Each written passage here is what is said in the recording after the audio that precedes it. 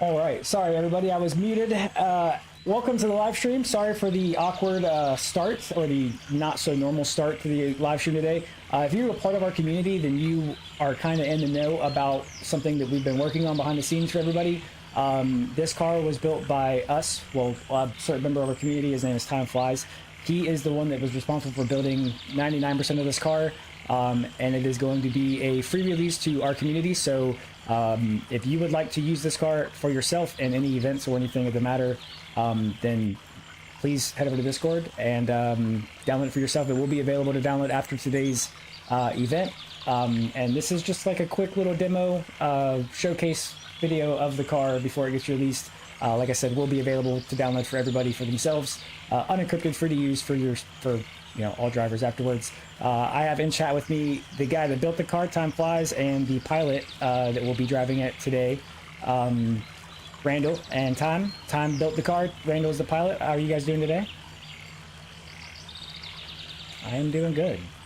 Randall, do you wanna take this thing around for some laps? Oh, camera just adjusted. So like I said, this is a free build that we did for the community. It's, as you can all see, it is an E36. It is a kit inspired from the, let me turn this volume up so you guys can hear it. It's a kit inspired from the HGK E92 kit, the Eurofighter kit. Oops, I am in the wall.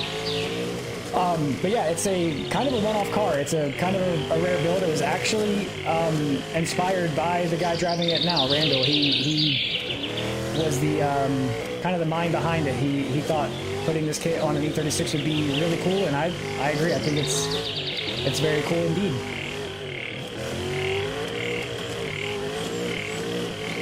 But also, this car will come equipped with the physics that it will be running on in our Pro Pack. This car will debut in our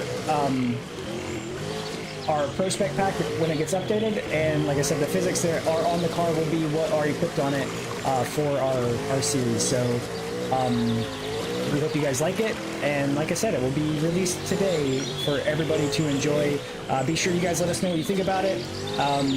We may release more liveries and maybe some updates to it later on, but as for now, we think that the car is basically beautiful how it sits, and we just hope you guys all enjoy it.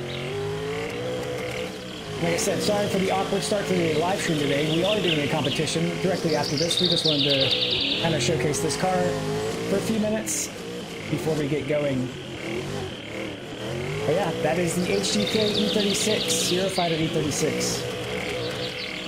It will come equipped with this livery along with, do you want to go ahead and swap the livery with Skin Editor and show them the other one?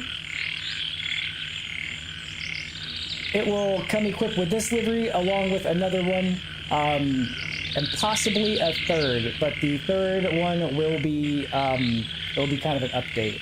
It will be one included into our Pro Pack. Yeah, we hope you guys enjoy it, and that you guys like it as much as we do. Let's hit them headlights one time for them, show them what the headlights look like.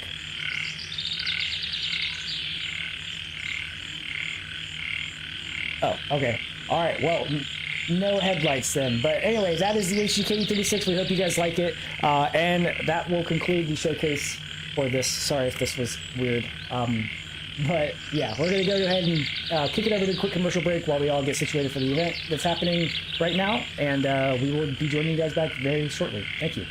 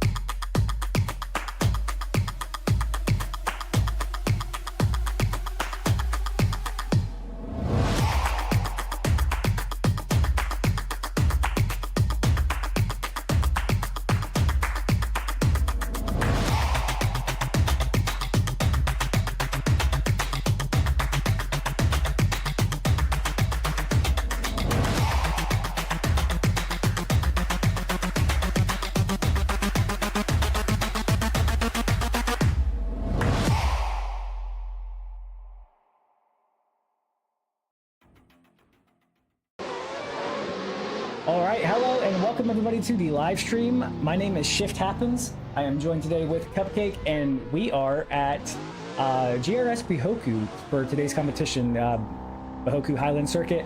Cupcake, can you go ahead and say some stuff for me so that way I can see if your audio is working? I know we've been having difficulties with it, so yeah. All right.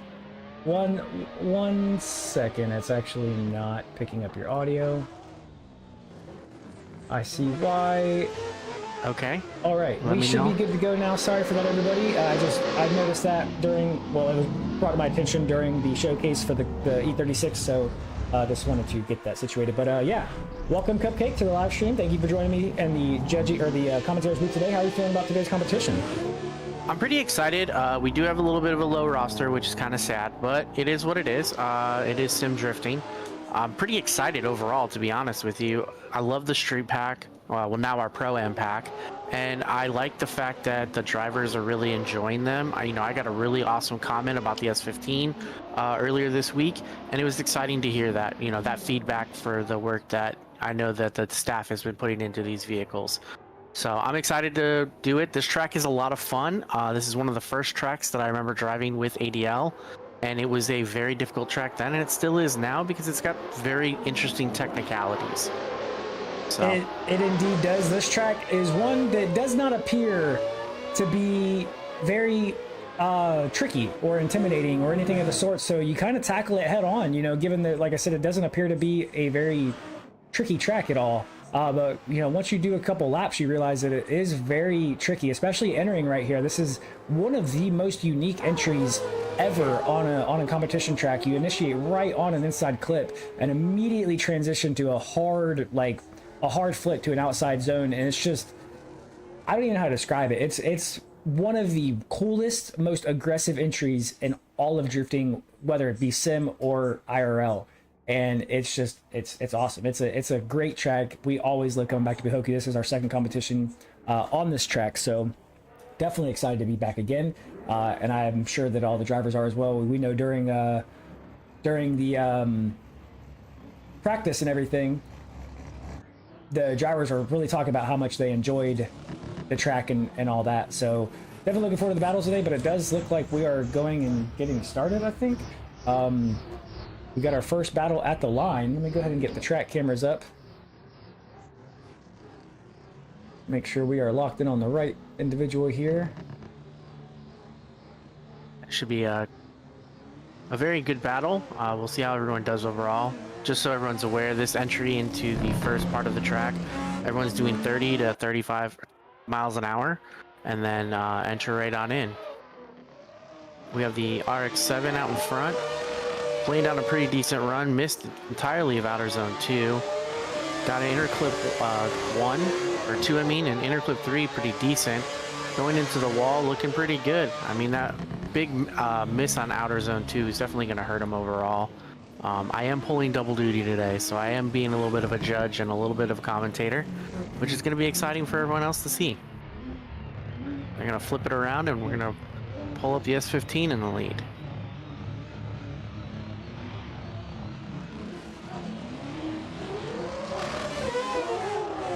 All right, light goes off, and they are off. Got them flipped around. Lewis in the lead this time. Titus in the chase. Lewis in the S15. Titus in the FC. Not very many people picking the FC today. It did get nerfed for the Pro-Am pack. It's no longer OP, so not very many guys picking it. As Cupcake said earlier, lots of guys actually really enjoying the S15, which was not a very popular car before, so it makes us very happy to see. But that was a very good lead run there from Lewis, or yeah, Lewis, I'm sorry. Pretty much ideal. Definitely, I would say a little bit better than Titus's lead.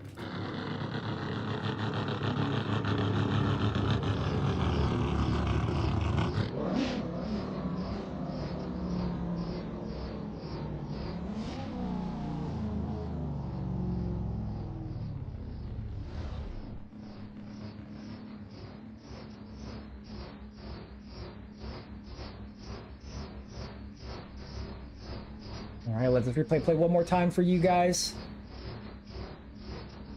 before we bring it back to see what the judges decide who the winner is going to go to. Thank you again for everybody for joining us for today's competition. Didn't quite start normal.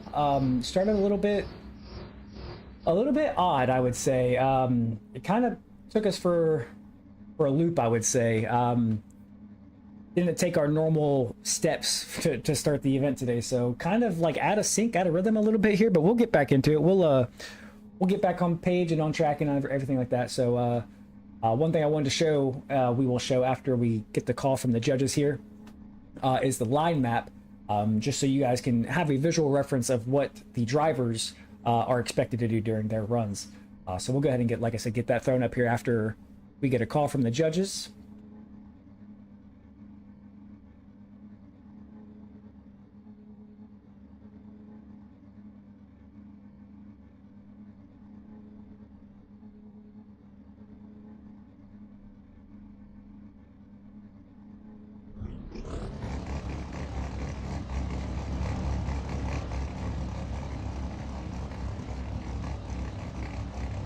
Still waiting on a call from the judges.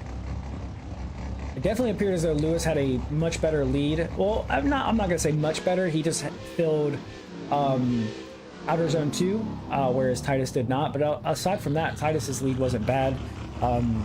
Just, you know, that is a big mistake on Titus and missing outer zone 2.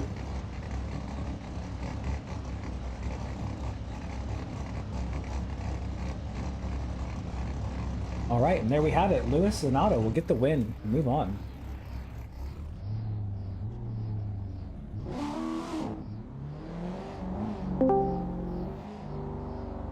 Right. All right. So Lewis and Otto moving on to round 2. Like I said earlier, we don't really have a full bracket today, so we should make our way through this event fairly quickly today. Hopefully, that would be nice. Yeah. Our next battle... Oh, sorry, go ahead. No, I was definitely gonna say it should be a decently quick overall turn of events, due to the fact that the bracket isn't big. I don't think it'll be as quick as our special stage went, but you know, we'll work on that. All right, here we go. Got another driver actually in the FC. Here I was thinking it wasn't gonna be a popular choice today, and we have 2 drivers in the first 2 battles choosing the FC. Big flick there from Night Mode. I'm not quite sure which one, but very aggressive, very good flick there from Night Mode. Super clean lead from him so far here.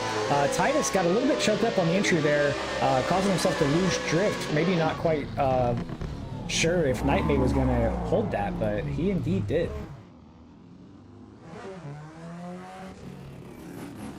Yeah, definitely held it together pretty well. Titus did have a little bit of a failure to initiate, and in the chase position it looked like.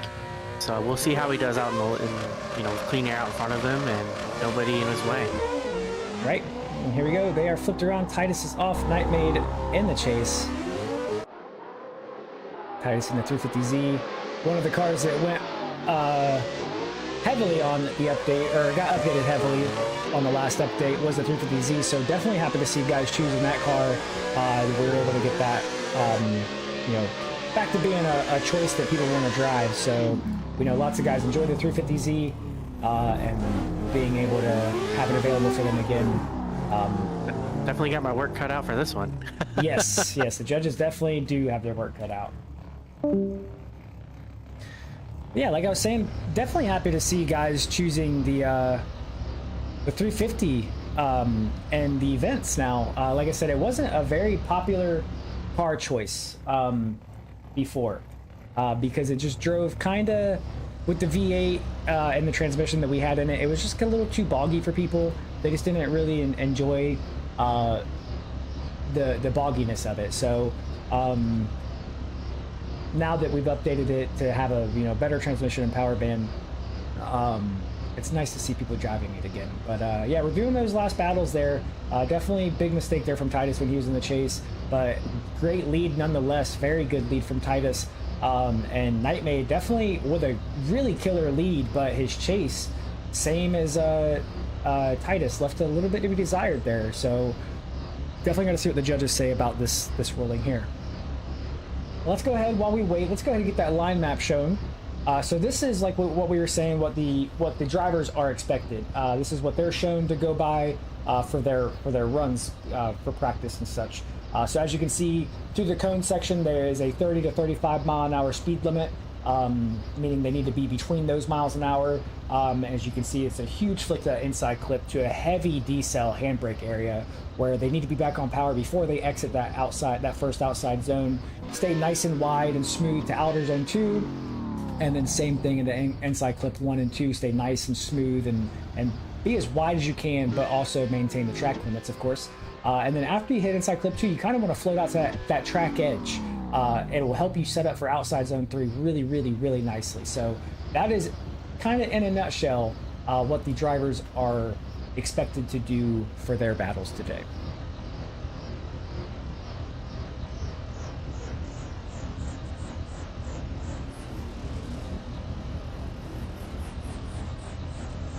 Get some close-ups of these while we wait for the judges to come through with a call. Like we said before, this is what was our street pack actually got updated to our Pro-Am pack due to the way they feel. They felt more like Pro-Am cars than street cars. They did get extra power, being that they are a Pro-Am pack now. And there we have it. Titus is going to get the win and move on. But like I was saying, they underwent more power, given that they have transitioned to a Pro-Am pack. Just a little bit more reactive suspension and better transmissions overall across the board for all the cars. And I think the pack is really, really, really nice. The only place you can get the pack currently is on our Discord until it gets fully updated and finalized. Then we'll be posting it to Vosen for everybody to enjoy. But yeah, if you would like to try the cars out for yourself, do download them via our Discord, which is located in the description down below of the video. You can find an invite to the Discord there, where you can also find E36 after today's competition that we showed earlier in the showcase, the comp spec E36 HGK Eurofighter, whatever you want to call it. It's a 1 of 1. It's so sexy. And here we have it. Rylan is going to get his bye run due to his competitor not showing today. I'm actually really excited about the E36. The overall look and everything was really cool design, and the E92 mesh with the E36 really took on its own life. I'm not gonna lie, I'm very excited overall with it. It really did. It was kind of one of those things that, you know, you would think that it would have already been done before. And I'm not saying we are the first ones to do it. I personally, I haven't seen one in real life, and I haven't seen one in the game. So as far as I do know, you know, we were the first ones to build that particular body style, body kit on an E36. Tried to make it as cool and unique as possible and such. So like we were saying earlier, we just hope that everybody likes it. It's definitely a very, very cool car. So yeah, make sure to check it out for yourself. And it's all thanks to you guys. This is something Cupcake said that he said that I wish I would have said earlier, which is, you know, this is our way of thanking you guys, all of the drivers, all of the other organizers, you know, whatever it may be, the entire community as a whole. This is our way of thanking you guys for being a part of our community, being a part of the community in general, and just basically making this game a better place for everybody to want to come and be a part of. So that's kind of what this little gift was directed at, you know, just us saying thank you to all of you guys for being here, wanting to be a part of it, and yeah, just taking part in the events and the community and all that stuff. So we have I'm really excited overall that we were able to make this work out the way it did. I 110% was, you know, hey, we should do something. We hit, you know, our milestone for our members, and, you know, I was just lucky that everyone in the staff agreed, and we ended up coming up with a really cool idea for everyone to enjoy. Yes, it actually was inspired. So for those of you that don't know, here at ADL, we kind of allowed everybody in the staff to kind of have like their own car in the pack. You know, I'm not sure if that's something that all communities do or whatnot, but basically everybody has like a car in the pack that is like, that they suggested, they recommended, that they wanted to build and have in the pack. So that one was actually suggested by the guy that was driving it in the showcase earlier, Randall Kinney, the guy that just went by in the Porsche. It was suggested to be built by him, and so he was the mastermind behind it. Time Flies was the builder of it, and then we just were here to take part in it and make it as cool as it possibly could be.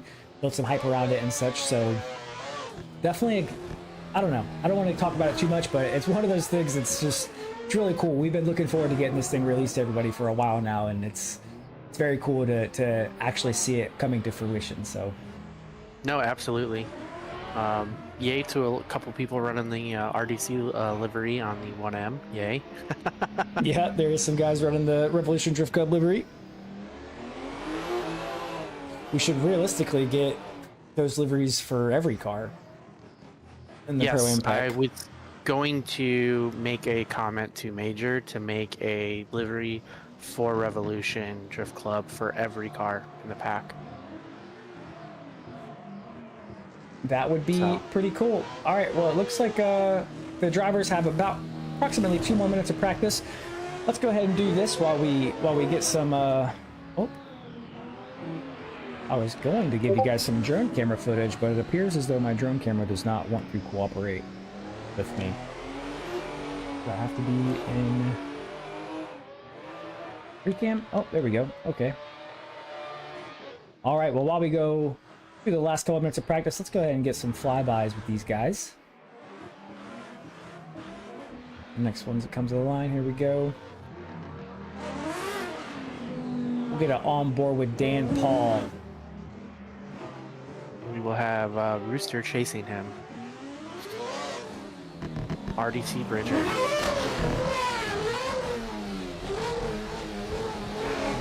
Oof, a little deep, Dan. Alright, this is a flyby of the Bihoku track. Linked on to Dan Paul in FC. Oh, into the wall! Dang. The pressure was on him.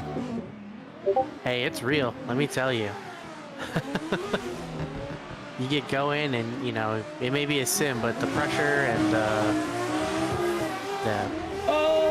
anxiety, all that still flows absolutely throughout. I guess we'll get locked onto this guy here.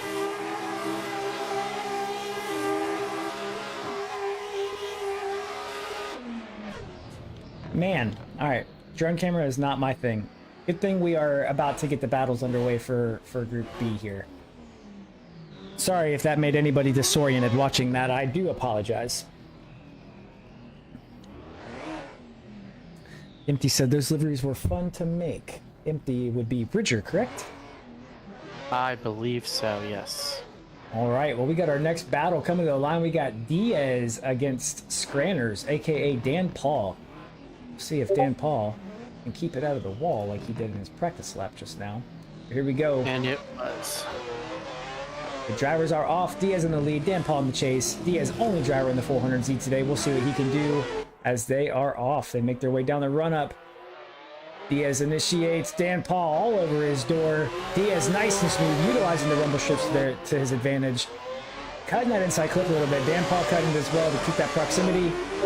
Diaz there nice and smooth. Dan Paul giving him a little bit of room on that transition there, which is kind of what you want to do there. It's very easy to get stuck on the lead car's door in that section. I know Diaz didn't compete in the last comp that we ran because he couldn't run the 400Z. Correct. He's a believer. Yeah, he only wants to run the 400Z. All right, here we go. Drivers are off. Dan in the lead. Diaz in the chase this time. Sorry, the camera doesn't swap over until it. I don't know why it does that, but I apologize for it. Here we go. Dan flicks in. Big flick from Dan. Does he make it out to outer zone 2? He does. Hit him inside clip 1. Very nice. Or 2, I should say. 3 cut it a little bit. Diaz falling back a little bit. That's what I was saying. He was close on proximity during that transition, but because of how close he was on the transition, he fell back a little bit just because of, where he was on the transition. That part is very, very tricky. Yeah, to that get was right as something the we chase talked driver. about in chat or when we were doing the drivers meeting about all of that. Is, you know, make sure you're leaving that space so you can get sucked back up on the door, because if you're too close, you're gonna stall your transition and stall your proximity. But we'll see where this goes.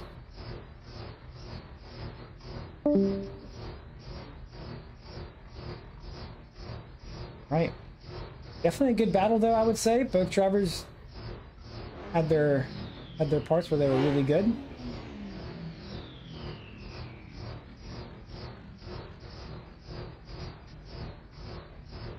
Definitely going to be a difficult one for the judges to call, I think. We shall see what they say, though. I just want to say thank you again for everybody for tuning into the live stream with us today. We appreciate it very much. If you guys would like to join in the competitions yourself and you are not already a part of our Discord, then please join the Discord link in the description. We usually use these cars, our pro cars. We're actually building a street pack as well, because these were the street cars, but like we said earlier, they kind of went to the Pro-Am cars. So we are modifying and engineering a street pack as we speak. That's going to be closer to the 350 horsepower range to keep them to, you know, true to the street car feel. But yeah, lots of big things coming to ADL here soon. Hopefully, we shall see. We all do have lives and big things happening in those lives, so takes time, slowly takes time, but we will get there. At the end of the day, it will all get finished at some point. All right, we have our first OMT of the day. Kind of what I figured it was going to be honest with you guys. Both drivers were, they had their parts, like I said, that were good. I wouldn't say neither one of them really had any parts that were bad, but both did cut a clip or two here and there, and just could have been a little deeper in some parts. So we shall see what they do for their rerun. So that was exactly what we were agreeing with on that. We felt that the, you know, one driver was a little more smoother than the other, but both were making mistakes. Both were missing key items while they were in the lead, and both had little small issues in the chase. So we said, why not just let's see what they do together again. And that's right. I'm all for it. All right, here we go. They are off again. Diaz in the lead. Dan Paul in the chase for their one more time. Here we go. Come down the run up.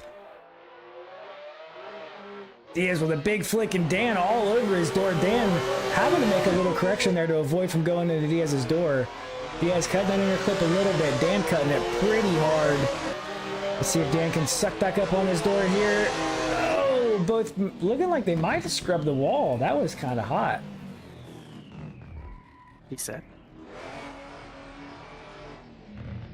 All right. Driver flipped around. Like I said, sorry the camera doesn't flip around back to the start. I don't know why it does. It stops here and doesn't go back until, you know, they get to a certain point. But that's a setup for you guys, I guess. And here we go. Drivers are off. Danny will lead this time. Making their way through the cone section. And they are off.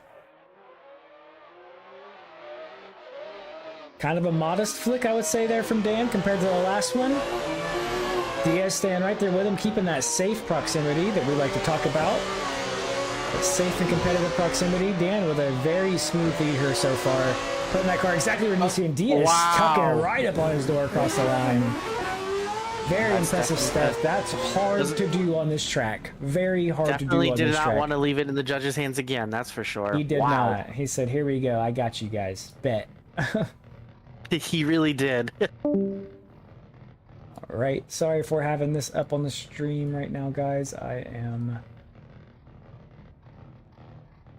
was not fully prepared for the event. I will be completely honest with you guys. So I am still trying to set some stuff up in the background while we go about this. I have alarms going off. Man, today is just, it's one of them days, guys. It's one of them days. We do it. We make it through.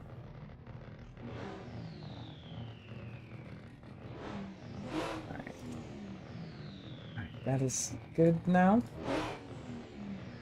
All right, sorry everybody. We should officially be fully set and fit for operation now. I do apologize that it was a little lackluster in the beginning, but like I said, we bounce back, we get back up on our feet. Hopefully things will be nice and smooth from here on out. I'm not sure how it was for the viewers, but for somebody on the side of operations, it did not appear to go as smoothly as it could. But Colin, I see you in chat. You said a spec series would be very cool. I don't know if you're a part of the Discord or not, but we do actually have a beta pack out right now, which it's a spec series pack. And if you have heard about it, then that's awesome. But we have a spec series beta pack out right now. They are, 250 horsepower. They're all the same engine, same weight, everything, same drivetrain. Basically same across the board. The only difference is the suspension, the CG, and the actual wheelbases of the cars. So we do plan on doing something with the spec series. Right now it's just kind of one of them fun things that we have on the back burner that would be cool to implement. If we get more interest in it, obviously, then we'll have to definitely implement it. But I agree, I think the spec series stuff is very cool, especially the lower power ones like we do, or like we have. It's very, very cool. But here we go, we got our next battle going off. We got VX Media against Rowdy, aka Budbro. VX Media with a very high ping. I can tell just from the cameras locked onto him. Look at him lagging his little butt off there. All right, here we go. He made a comment about that earlier about the lag meet or his ping being an issue. Yeah, well, I mean that's the thing. He's from a different country. We can't make it possible for it to be smooth for everybody. I mean it does suck that he has a high ping. It sucks for him. It sucks for the guys that he's going against. But there's no way to make everybody have a good ping. So. It's just kind of the way it is, unfortunately. All right, here we go. Drivers are off. Rowdy in the lead this time. VX Media in the chase. Big flick there from Rowdy. Not quite making it out to outer zone 1 like he could have. Given that was such a big flick, must have been really hard in the brakes. And VX Media surging really hard. Looked like there was contact, but I couldn't really quite tell from the net code going on. Yeah, we are probably going to have to implement some sort of ping limit, lag limit. Yeah, ping limit. Unfortunately for the guys that like to join us with high pings. Wow. Yeah, it's not fair. For the guys that don't have high pings to have to battle guys that do have high pings. So maybe we will have to have events where different regions are set and such. But yeah, I do know that we cannot. I mean, we can, I guess. We've been doing it, but that just makes it extremely hard to judge. And you can't, we don't know what VX Media is seeing on his screen. We don't know what Rowdy's seeing on his screen. All we can see is what we're seeing, and what we see is VX Media floating around the map.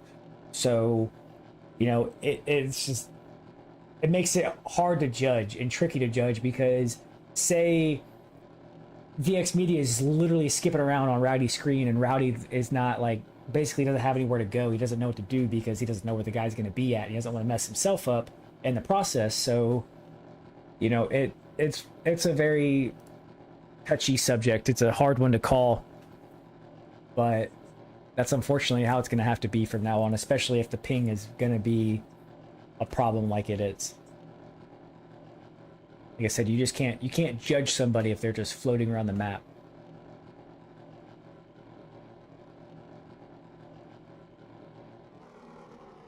Which sucks because I know a lot of the guys that compete here are from other countries, so that's why I said maybe we'll have to find a way to implement some sort of have region comps, we host events for your region, basically.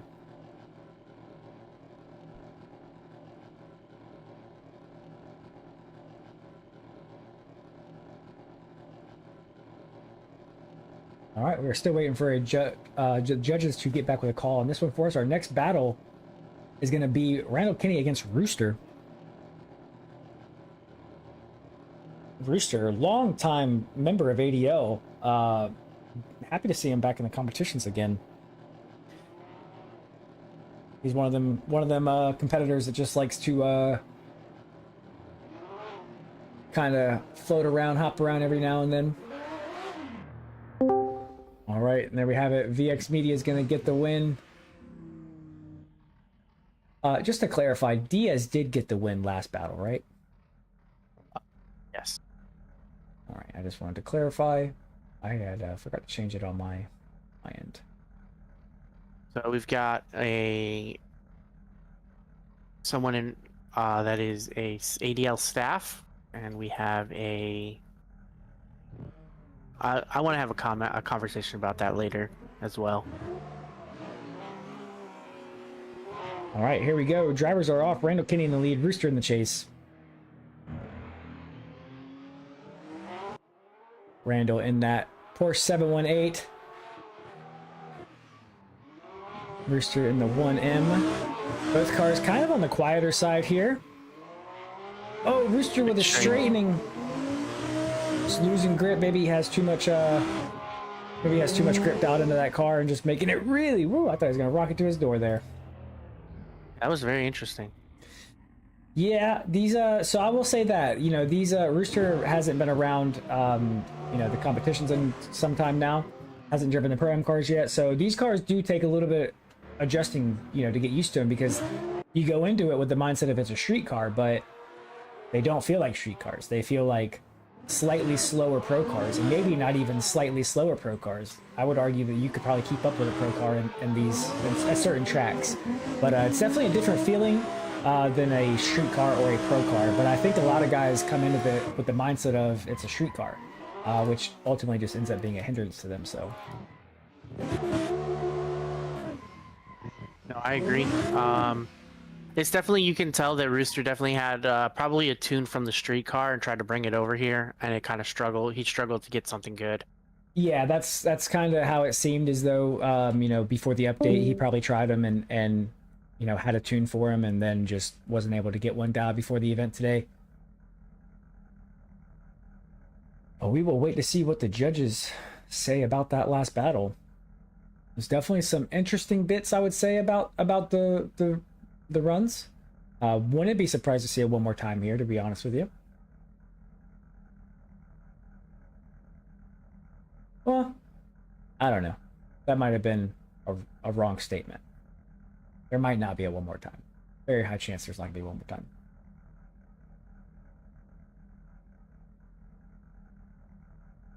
All right.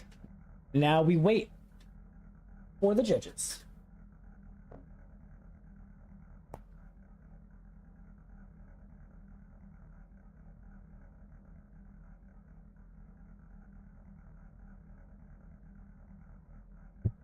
Oh. Sorry, everybody. I had to get up and turn my fan on. I was way hot in here. I hope you guys can't hear my fan in the background there now, but it was mad hot in here. I had to do something.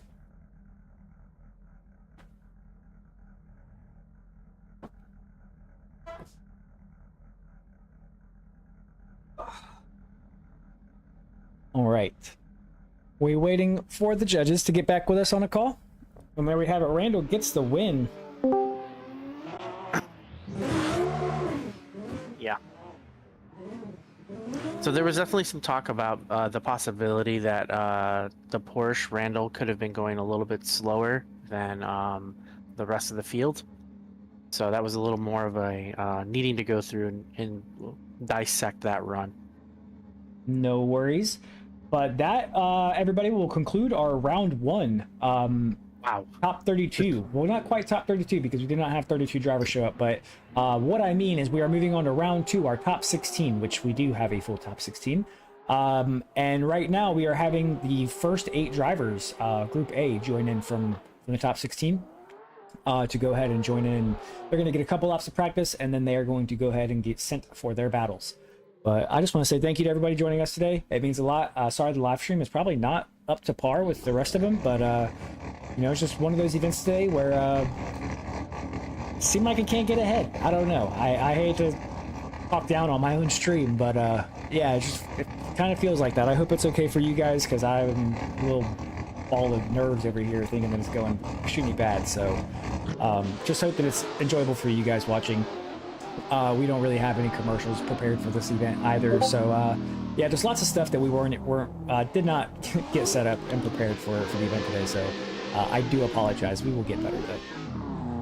No, we definitely will get better. Also, just so everyone's aware, we will be looking to hopefully get the special stage video released here pretty soon. We're going to go through some more footage and hopefully get something together.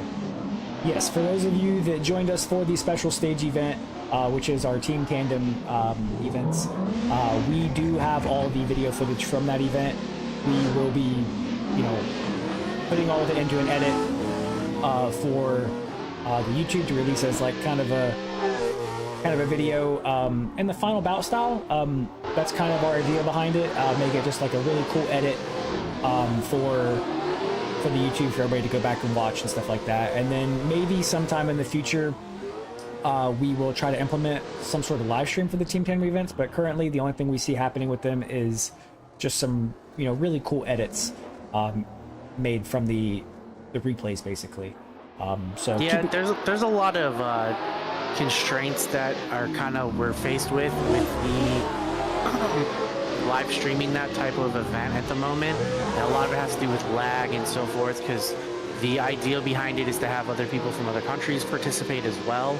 So we're looking into maybe running other servers in other countries to assist in this possibility, or so forth. But the way we did it this event, I think, was good, but we did have some technical difficulties, and we're going to try and work through them and come up with a little bit more of a rule book, just to assist in people with lower end computers and so forth.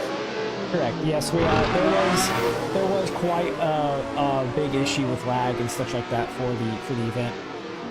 Like Cupcake just said, we are going to be implementing multiple servers for the next one, so that way we can have the least amount of lag as possible. So basically, what we're going to do is what I was just saying about how have region comps. Basically, do the same thing. We're going to have a few different servers set up that are hosted in different regions, so that way the drivers who are actually they're driving in their team tandem event, they can join whatever server they have the lowest ping for, so that way they have just as much of the equal and fair advantage of putting down a clean lap than the guys that don't have high pings on our main server.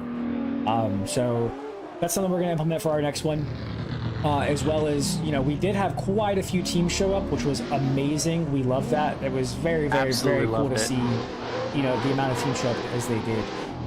But it would be even cooler to see more teams show up and have, even more of a showing. Granted, I don't know how much bigger of a showing we could possibly do, because we did have, almost 40 guys show up for the event. So it was really, really, really cool. Yeah, we had 7 teams and 35, I believe it was, cars registered. We did have a team drop out at the last second due to a family issue, and I personally and the ADL staff hope that everything went well, is okay with his family.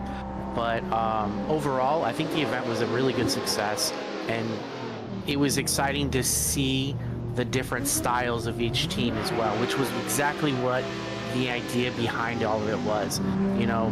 There's so much comp driving in Assetto. It's nice to bring it back to the roots of your classic street car team driving, and I'm really excited for the next event. Hopefully we'll release a state or announcement, hopefully for a track time for our track date. So we'll definitely have some really good events coming up soon for the special stage, guys. Oh, and if you don't have a team, please join Team No Name. It is ADL's no team. So if you don't have a team but you want to compete, Team No Name is out there for everyone.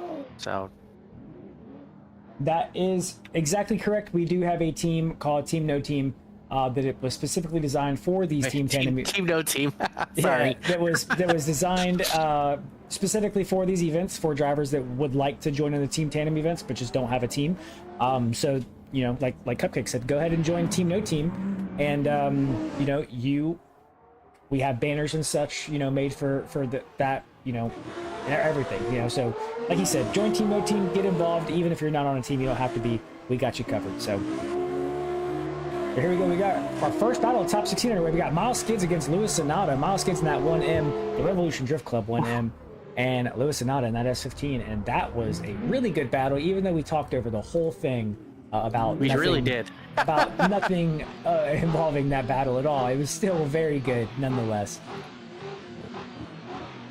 Glad to see Miles got the livery figured out this time. Yes, I am too. All right, here we go. Lewis in the lead this time. Miles in the chase. Aggressive flick there from Lewis. He was nearly 90, probably 90 entering outside zone 1, but Miles was right there with him the whole time, right in the pocket. See if Miles doing that signature surge right before the transition. I thought he was going to end up taking himself out, but he held it together. For those of you who have watched Miles as much as I have watched Miles, he loves to surge right before transition, and sometimes it hurts him. So I think more often than not, it hurts him. Let's be realistic here. Yes, he takes himself out of competition like one of our other staff members. He is just truly aggressive. That is his style, all aggression, and I am here for it. But yes, he does love to surge before transitions. It's hard to time it right when you're always driving with different people. Like when he's driving with us, he's great. You know, he knows how we drive. But when you're driving with guys, you know, that you don't really know, then it can be challenging. Yes, Yimpty, there will be a final beta for the Pro Pack. As far as how soon, I couldn't tell you that. I'm going to do my best to have it out before the next event, because the next event is going to be with the Pro Cars. So they are close. I will tell you that much. They are close to being, you know, fully updated and stuff. Well, not fully updated. Physics side, for the most part, fully updated. So yeah, we're going to try to get that released before the next Pro event. Well, we're definitely going to get it released, but as far as it being the final beta, I'm not sure. We might release one more for just the Pro Cars after the next event, but I'm going to do my very best to make the next update to then the final one before all the updates. Or before the final update, I should say.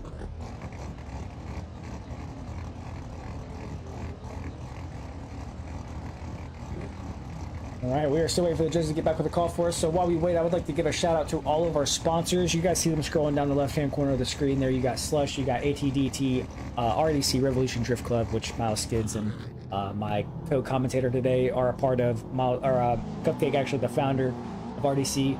Asphalt Tattooist Drift Team, our longest sponsor. They sponsored us nearly as soon as we started our comp endeavors here in Assetto. They jumped right on board and helped us out and stuff like that, and was willing to let us use their cars and stuff. So much respect for ATDT, at the Asphalt Tattooist Drift Team. They're stand-up group of guys. We love them dudes. Also, RK Skids Productions. That is Randall Kinney, for those of you who don't know, the driver at today's event. He does edits and stuff like that on YouTube and stuff. He used to do a whole lot more than he does now, but he's still like one of them. He's still a very good page to follow on Instagram. He does some cool stuff and release some IRL videos along with some sim drifting videos. So definitely go check him out for sure. Of course, we got Vosen. Who could forget about Vosen? If you want any drift mods or anything like that, you can go ahead and head over to Vosen. They also have other mods too. Actually, I just found out they introduced paid mods, which you can get on Vosen now. I was browsing their webpage the other day and I've seen that. So if you would like to purchase some mods for yourself, sounds, models, whatever, you know, go check out Vosen. Also, you know, hundreds of thousands of free models as well, or free cars and tracks and stuff as well. So go check them out. We also have quite a few things posted on Vosen tracks and cars, so you can go check that out for sure. But we have Miles Skids moving on to our next round, to the Grade 8.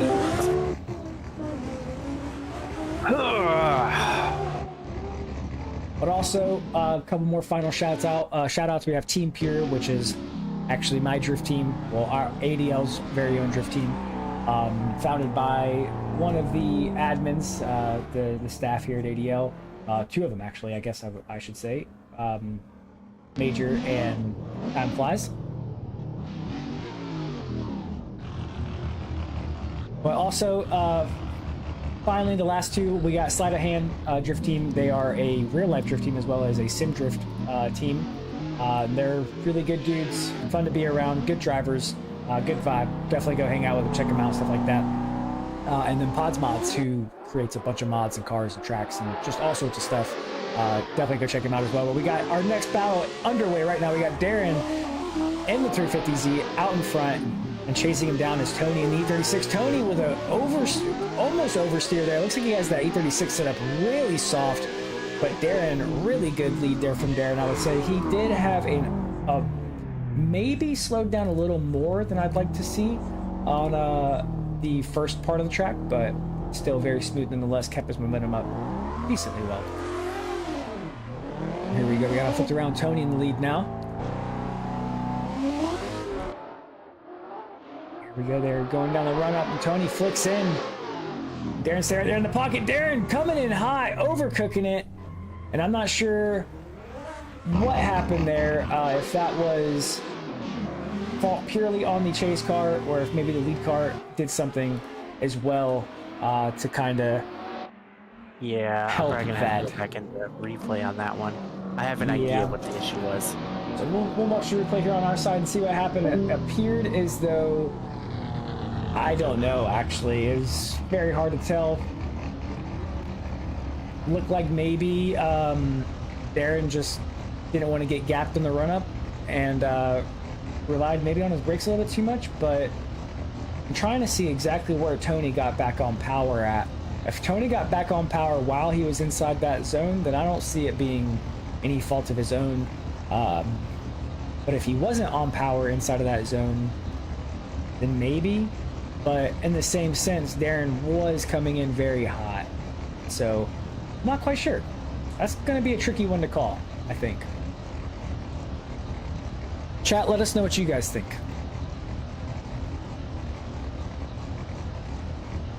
Who do you think is at fault? We'll leave this up. The replay's up running for you guys to make a decision.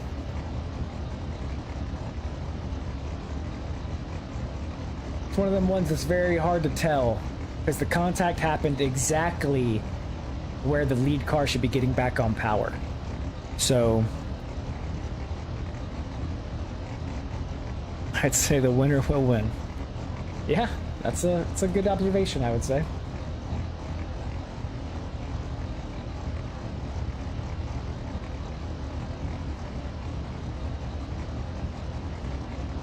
But you still got to take into consideration the first run where Tony made quite a big error at inside clip 2.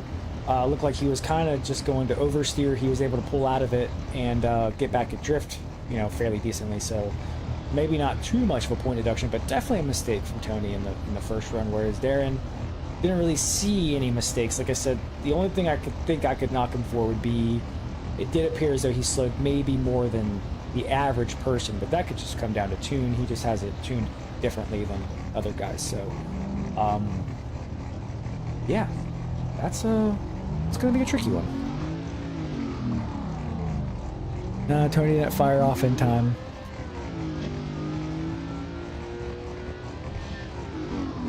That is what I was gonna say originally. Slammed was that's what it appeared to be. It appeared as though Tony was not back on power in time. But, like I said, it did look like Darren was also coming in very hot. So, had Darren been able to get back on power, would that have avoided the contact, basically, is what I'm saying. Because I do know these tires have a lot of forward push to avoid from you going wide and such. So, it's kind of one of them things where you don't know. Because, it's hard to tell what exactly would have happened had this happened or that happened. It's... All right, it appears that we have a judge leaving the server, probably going to review the replay to see the driver inputs as far as brake and throttle. So maybe that is something the judges were discussing, trying to decide whether or not Tony was back on power where he should have been. Because if you look at the first run, Darren did appear to be on power, plenty early enough for the lead run.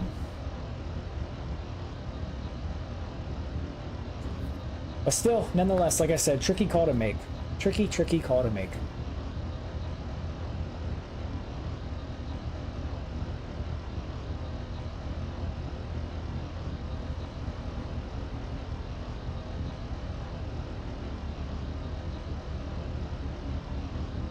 Oh, one more sponsor I forgot to mention. I am so sorry. Big Dirty Burnouts, Ukiyo Performance.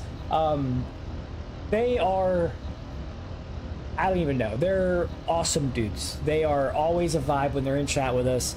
They're so cool. They're just, they make the coolest cars in the game. I mean, all their cars are just top tier, top notch builds. They're very, very, very cool.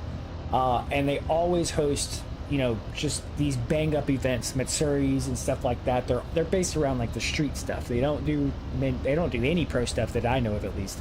But they're based solely around street stuff, low and slow, you know, just all about grassroots style drifting and stuff like that. So definitely check them out if that's something you're into. They're actually hosting a Matsuri 1 week from now, on Saturday. I don't know the exact date, but I do know this is the next Saturday coming up. They're hosting a Matsuri, which should be lots of fun. If you did not know about it beforehand, it's unfortunately too late to submit your cars, but if you would like to join the next one, then please, please, please head over to the Discord and check them out. You will not regret it. If you like the street drifting, you will not regret it at all. They're great dudes, and they're always doing cool stuff and releasing sick killer mods, cars, and stuff. So definitely check them out. And here we got it. Tony is going to get the win. Tony will move on.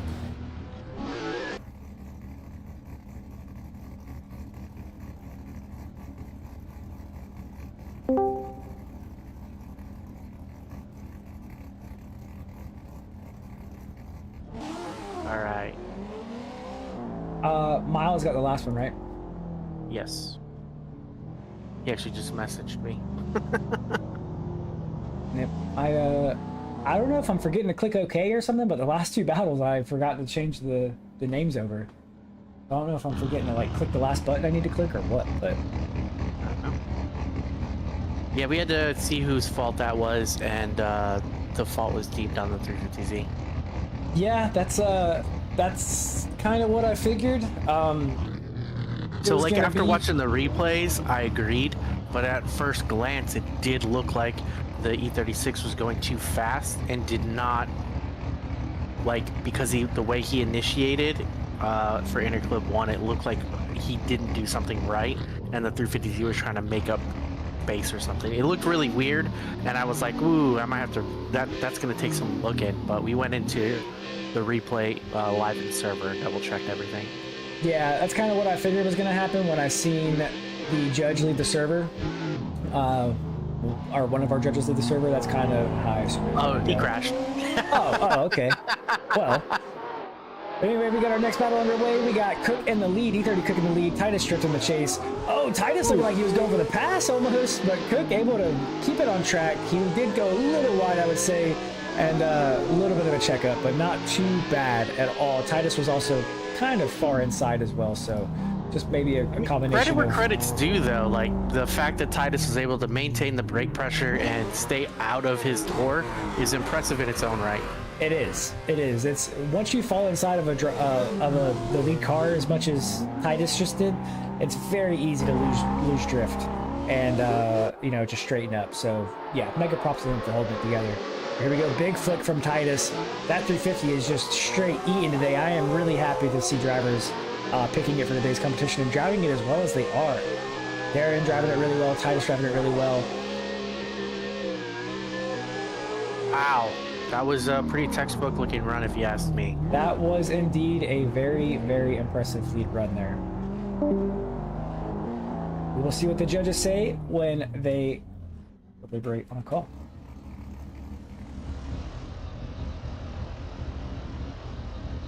I would have to say, I think, man, I don't know, because Cook followed almost the ideal line. He was wide how he should have been. That's a weird one, because Titus is on the line that most people are on. And E30 Cook, he was on the line that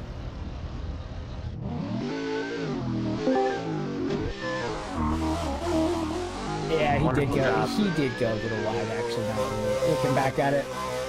But you guys did not see, unfortunately, because we were viewing the replays at that time, but Titus got the win. Titus is going to move on to round 3. Yeah, I apologize, all the viewers. It was, I think, you know, a quick and easy deliberation to see where that landed, and you know, it's kind of hard to say someone didn't win the run when they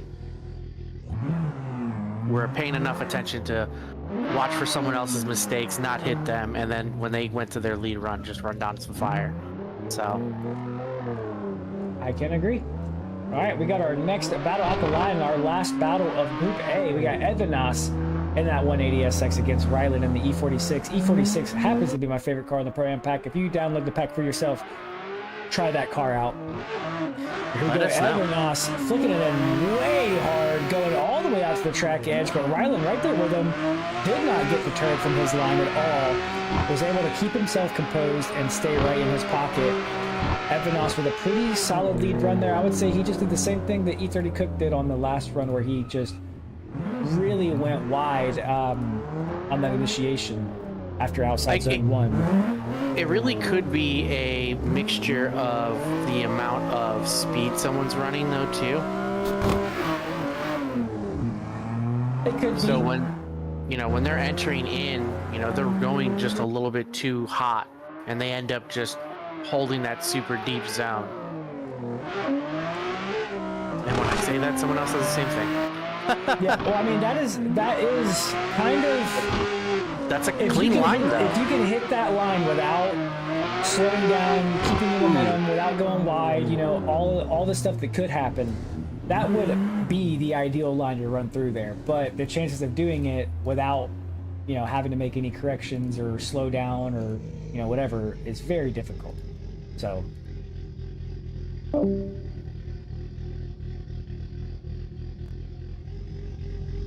yeah, it's very hard to maintain that ultra wide line, and like I said, not dip tire, not go wide, not slow down too much at least. You know, you're expected to slow down a little bit, but it's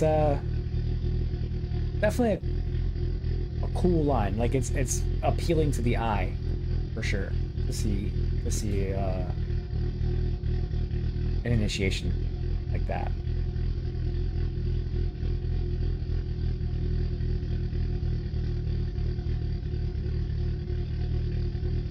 Both drivers, they're going super wide on their initiation. Rylan, they're just dipping a little bit of tire, where Evanas was able to keep it on track. And Rylan, of course, also touching the wall right before they cross the line. Yeah, these two cars right here, like I said, E46, hands down, without a doubt, my favorite car in the Pro-Am pack. Oh, we have a one more time. That was not the call I was expecting, but I will take it.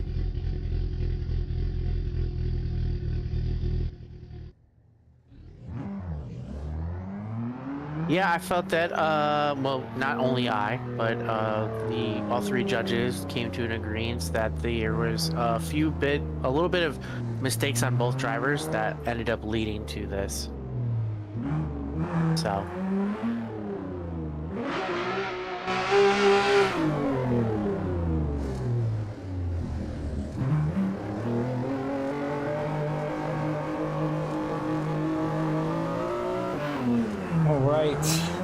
Here we are, drivers are off. Evanas in the lead again, Rylan in the chase for their one more time.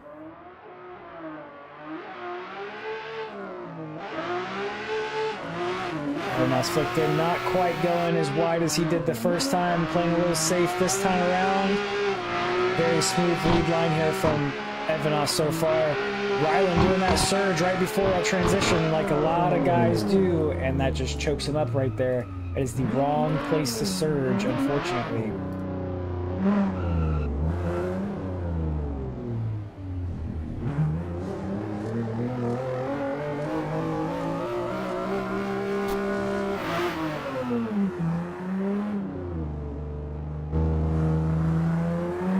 Right, here we are. Drivers flipped around. Rylan in the lead this time. Big flick there from Rylan, but Evanas was all over his pocket. Still right there, not leaving Rylan any breathing room at all. Playing it super aggressive. Let's see if he can tuck up on the door across the line. He almost gets there.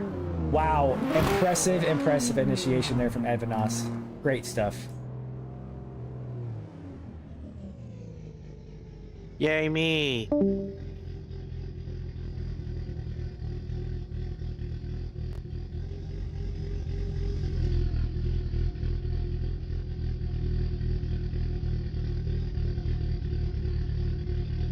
I think we for sure have maybe have a winner this time. We'll have to see what the judges say.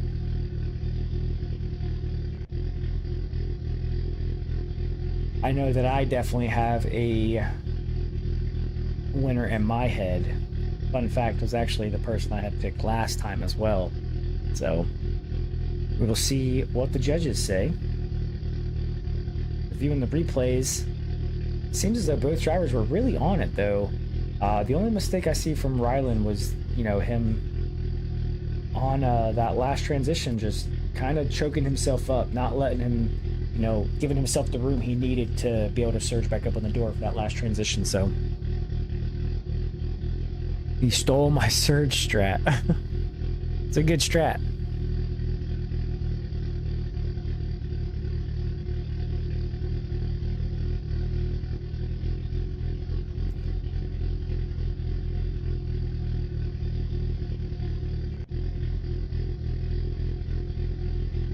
Sorry, I am trying to get my wireless phone charger to work, and there we have it. Rylan gets the win. He's gonna move on.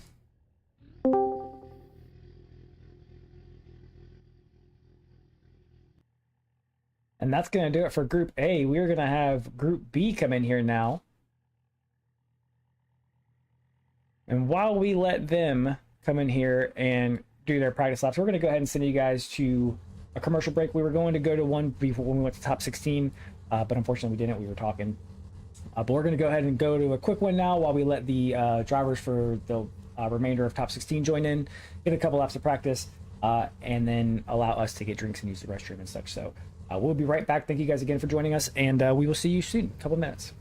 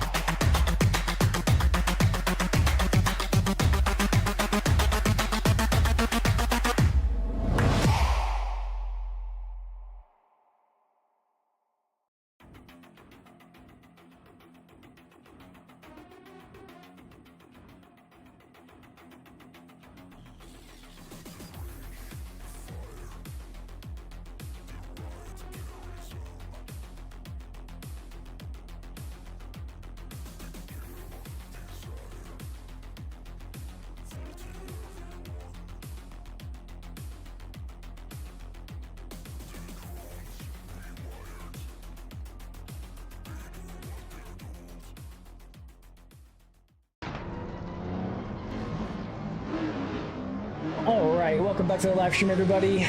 We are getting ready to send the last Group B for top 16.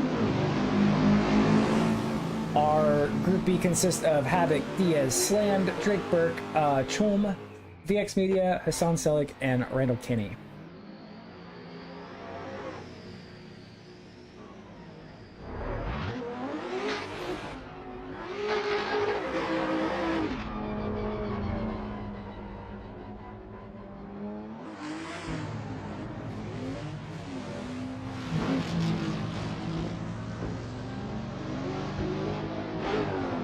It's all good, E30 Cook. Nerves get to everybody every now and then, so you're gonna have days like that, man. But I do appreciate you coming out and being a part of the competition today, as always.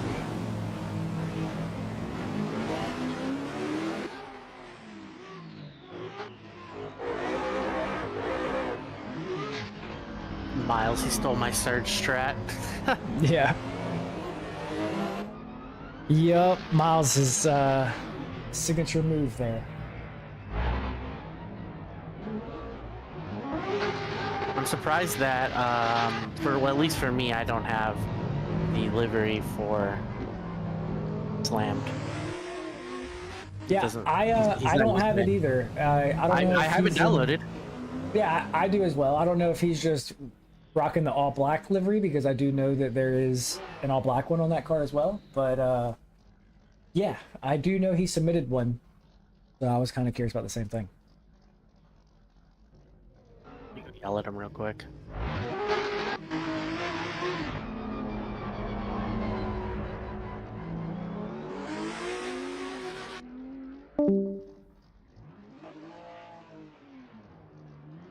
All right, I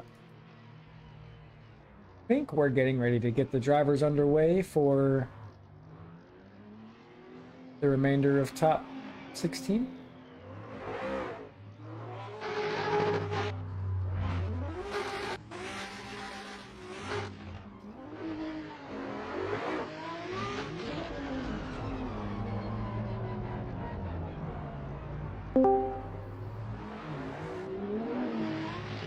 VX Media is having a PC reset, so we have to wait a little bit longer for that, just to give you a heads up on that one shift.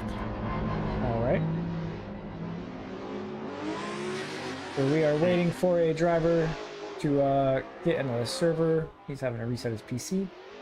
So we should be getting everything underway for the rest of top 16 here soon. We'll give you guys a full track cam while we wait. Need some like lo-fi music or something playing in the background. Would be nice. Absolutely, some lo-fi right now. Ah, Definitely a vibe. trying to give you guys a good view here. I'm sorry if it's a mess right now. I understand. All right, here we have it. VX Media is joining back into the server, so he should be good to go here very soon. We'll be getting our battles going.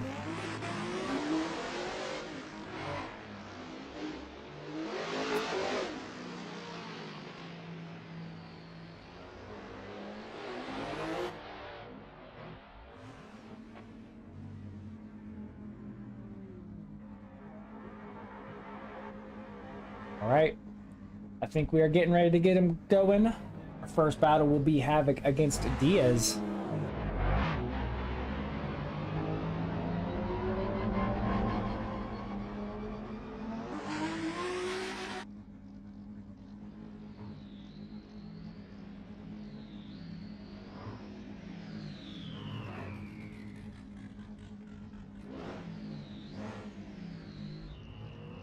Let's see if Diaz can maintain the skill he was running earlier today. We will see. I know he definitely has that 400Z dialed in. Yeah, it's not often you see somebody go, "Oh, I'm not going to drive in this comp because my car's not being used." Yeah.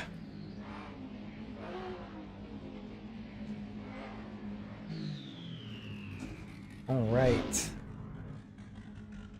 I hate the camera switch like this, like that. That's one of the things that like shouldn't bother me, but does. really bothers me. Like, Yeah. it just doesn't make any sense. I don't understand. All right, here we go. Drivers are off. Havoc in the lead. Diaz in the chase. Havoc with a massive flake on initiation, and Diaz right there in that pocket, staying right with him. Both drivers really good on that first section of the track. Wow. Diaz bumper to bumper transition. Surprised there was not contact, and Diaz doing the same thing that so many drivers are doing today and choking themselves up on that last transition. I get that it's easy to do, but you'd think that guys would learn. That was impressive on the transition on that bumper to bumper, but definitely got to back off that surge just a little bit more just to maintain or get that proximity back. I agree. Definitely a good chase, though. Not taking anything from it. Here we go. No, Diaz not is one off bit. in the lead. Havoc in the chase. Big flick from Diaz. Havoc tucking right in the pocket, matching exactly how Diaz did. Havoc not quite making it out to outer zone 2. Diaz filling it very nicely. And Diaz nice and smooth so far. Havoc cutting that inside clip very hard. And Diaz, Wow. not as much angle as I'd like to see throughout that last zone, but he was still in drift nonetheless. Right. Now we wait for the judges to make their decision. Yeah, it definitely looked as though Diaz, most likely wasn't intentionally, but whenever you have a driver transition like that in that last outside zone, it makes it appear as though the lead car is just trying to run away from the chase car, which it's not a race. You know, we're not. Granted, you are knocked if you can't knock points if you can't keep up with the lead car. You know, it will eventually count as an inactive chase if you can't get with them, but. In the same respect, we're not racing. You know, we're drifting. You know, you don't get points based off of how fast you finish your lap. So that's something to keep in mind about, competitive drifting. It's not a race. Like I said, it didn't appear as though Diaz did it intentionally. That 400Z does like to scoot and boot, if you know what I mean. I'm gonna watch these replays one more time before we flip back over to see what the judges are gonna call. Cannot believe how close Havoc was to Diaz on initiation. Just sucks that he kind of fell out of the pocket there a little bit and had to, cut line hard to catch back up. But nonetheless, it was very impressive to see that initiation.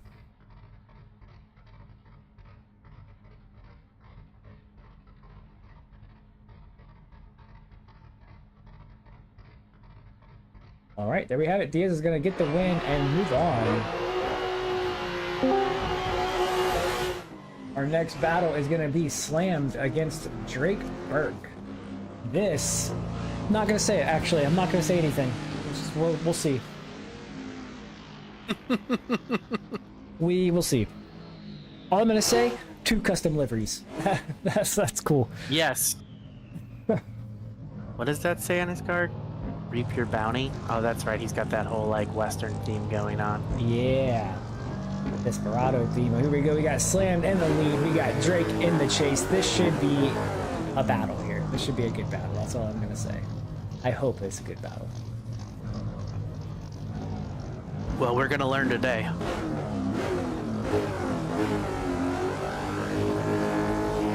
All right, and here we go. They are off. Slam the lead. Drake in the chase. Slam repping no pants. Drake in that Desperado lifestyle.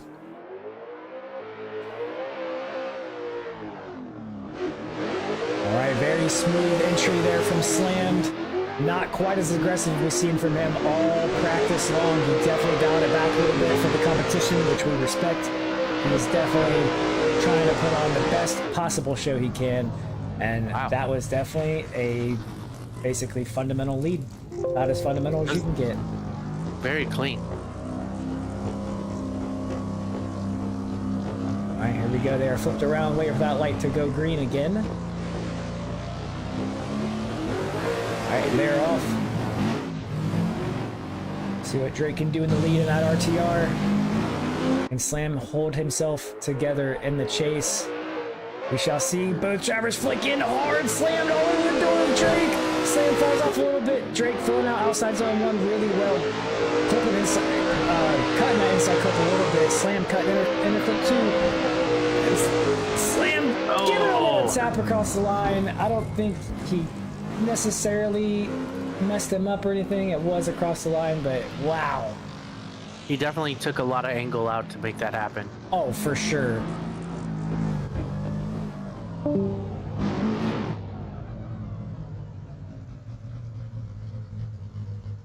All right, both drivers really solid runs from these guys.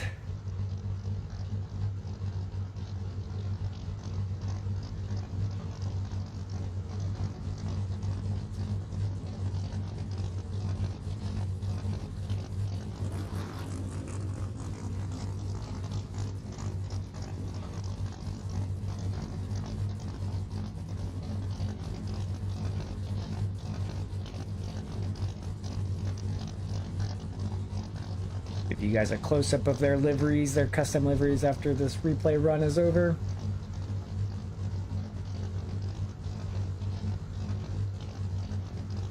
All right, let's take a closer look at these custom liveries submitted by these drivers while we wait for the judges to give us a call. We got the raccoon on the window there, Mr. Burke's livery. Like we said, repping Desperado and Moser Racing here on the back. Sorry that the camera is a little twitchy. I'm not quite positive what's going on. But we have a one more time. Definitely not upset about a one more time battle here. All right, we will get them lined back up for their one more time. I just seen why the camera was a little bit glitchy. I was actually clicked over on OBS, not on Assetto, so that would be why my camera was tweaking out. Yeah, we got it one more time. Definitely not upset about the one more time here. We will see what these guys can do. Should be a little bit better of a battle now, seeing as these guys kind of know each other's lines a little bit better now. I think not only do they know their lines a little bit better, I also feel that they got a lot of the nerves out on that first run. Yeah, that's a possibility as well. But here we go, Slam in the lead again. Drake in the chase again for their one more time. See what they can do. And Slammed with that big flick that we were seeing all practice, flicking it in there nice and hard and getting Drake all the room he needs to get up on the door. And Drake dropping tire. Wow. Slam going all the way up the other track. He said, follow me if you can. And Drake still right there with him, even with that tire drop. What? Wow. That was a wildly impressive run. Like, it was wild and impressive.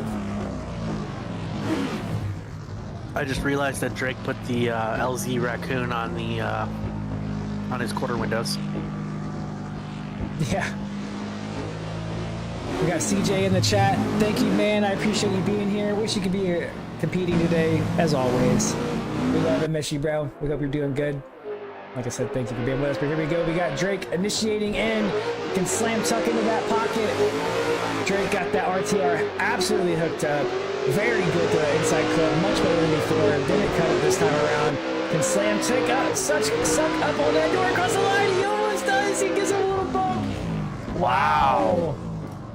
Man, Slammed is like, listen, I know you're fast and all, but I'm faster. We're gonna play this game. That's what I heard today. Damn. All right, you always love seeing guys battle it out like that. That is so cool to see. Love seeing guys just giving it their absolute all. Not saying that not everybody does. I'm sure every driver does, but I mean, just putting everything on the table, everything on the line just to get a win. You love it. You love seeing it. You know, there's nothing really to gain from this other than some bragging points, but you still have drivers that come out here and just... The terms I want to use are not good for children ears, so I'm going to refrain from saying them, but you know what I'm saying. Adults, you got me. You know what I'm saying. That's the F-Body Gang. That's right. That is the F-Body Gang. I know we have G-Bodies, but those should have been called the G-Bodies, because you're a gangster if you drive that. If you drift an F-Body, you're a gangster.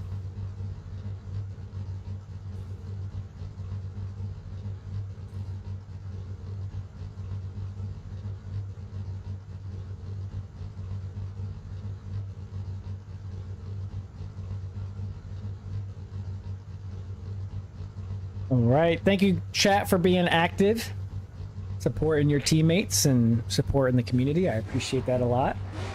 Got some guys from No Pants in here cheering on Slammed. Well, maybe not cheering him on, but supporting him nonetheless. They're here for him.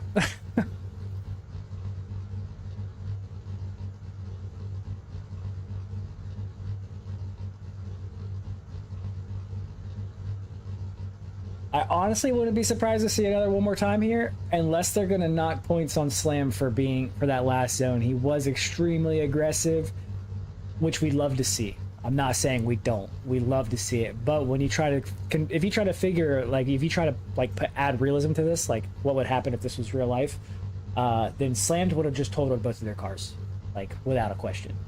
So long deliberation, yeah, it is. Maybe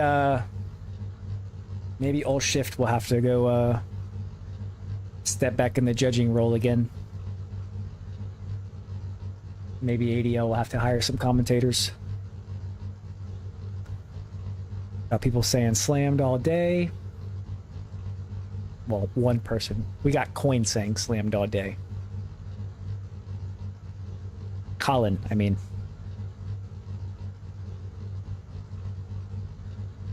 The No Advance guys are such a vibe. I love having you guys around, honestly. I just need my Red Bull racing team to come back around. CJ.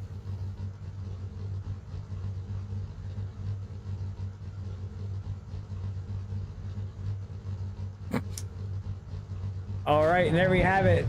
Oh! It was a fake out. I'm not sure who got the win. I think... That was my bad. I apologize. It is Drake who gets the lead, not... All right. Gets the win. So Drake is going to get the win and move on. So I gotta ask, did it come down to the last zone? It came down to... All right, so here's where my ruling stood on.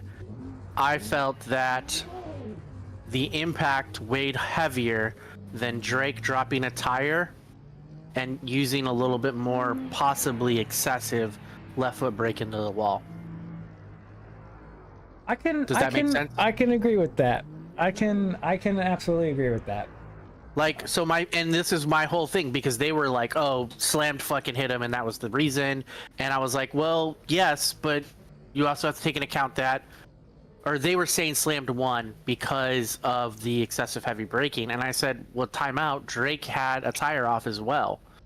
But I'm not going to rule that tire drop, a single tire drop in the chase, compared to a hit in the chase on the wall where someone's been, where if you've been driving this track at all, period.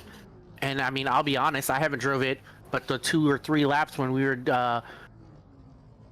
talking in the driver's meeting, but I've driven this track a whole bunch previously. And I know that heavy braking is always something that happens on the wall. It's something that we talked about in the judges meeting alone. And that, to me, was something that we were all aware of as drivers, as judges, and that was more important to me as the deciding factor. I can get down with that. I agree with that. But here we go. We got our next battle. We got Charlie Holm. I hope I'm saying your name right, man. If not, I apologize. But he is in the S15 against VX Media in the 1M. And Charlie's the one who gave a lot of props to you on the physics of the S15. He said it was like driving his real car in real life. He's never felt an S15 in the sim be so accurate. He also said the same thing to me, so that makes me extremely happy to hear that he is, reaching out to everybody and letting us all know. That's awesome. But he said the same thing to me. He's actually going to be maybe be helping me a little bit with the other S chassis in the pack, given that, like I said, like you said, he drives in real life. So absolutely. So would be cool to get some insight from somebody who actually drives on this level car in the exact car he drives. So it'd be really cool. But here we go. We got him flipped around. VX Media in the chase, or in the lead this time. Charlie in the chase. And so far, both runs were basically textbook. Both chases left a little bit to be desired. They were kind of lackluster. Yeah, I mean, they were there. I'm not going to say they weren't. They were 100% active, in their chase. But I would say, they left a little bit to be desired for sure. So I can definitely see this coming down to like a lead versus lead battle here. Well, I don't know. It looks as though VX Media was all over Charlie's door on initiation there, where Charlie might not have been. But Charlie's lead was absolutely incredible. VX Media's lead was very good as well, though. We'll have to see what the judges say. I'm not going to sit here and play judging when I don't have to, but definitely some good battles, I would say. Very, very good battles.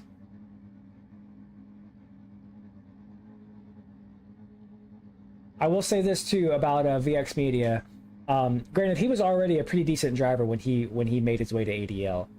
He wasn't, a bad driver by any means, but I will say this much: he has greatly improved. I've noticed, at least since he's been with us. So that is awesome to see. That is something that I can't speak for everybody else, but something that I love to see. I love to see guys come to our community, join into our events, and they get better.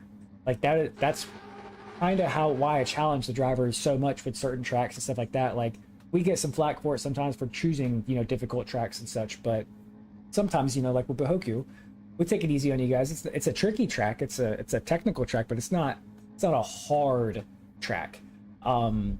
So, we like to challenge you guys. We like to make you guys better, and like I said, VX Media is case in point of that. He hasn't, like I said, he was already good, but I've noticed improvements in him just since he's been here. And it's not just him. There's so many guys that I see like that. They become part of the community, become part of the community. They join into the events, and then the more they drive with everybody, the better they get. And it's just so cool because that's what this is here for. Like that's why ADL is here. Words can't describe it. It's awesome. It's awesome. And I thank you guys a lot for that. But also I'm happy I can make you guys, well, not make you guys, but feel like I have a hand to play in making you guys better drivers.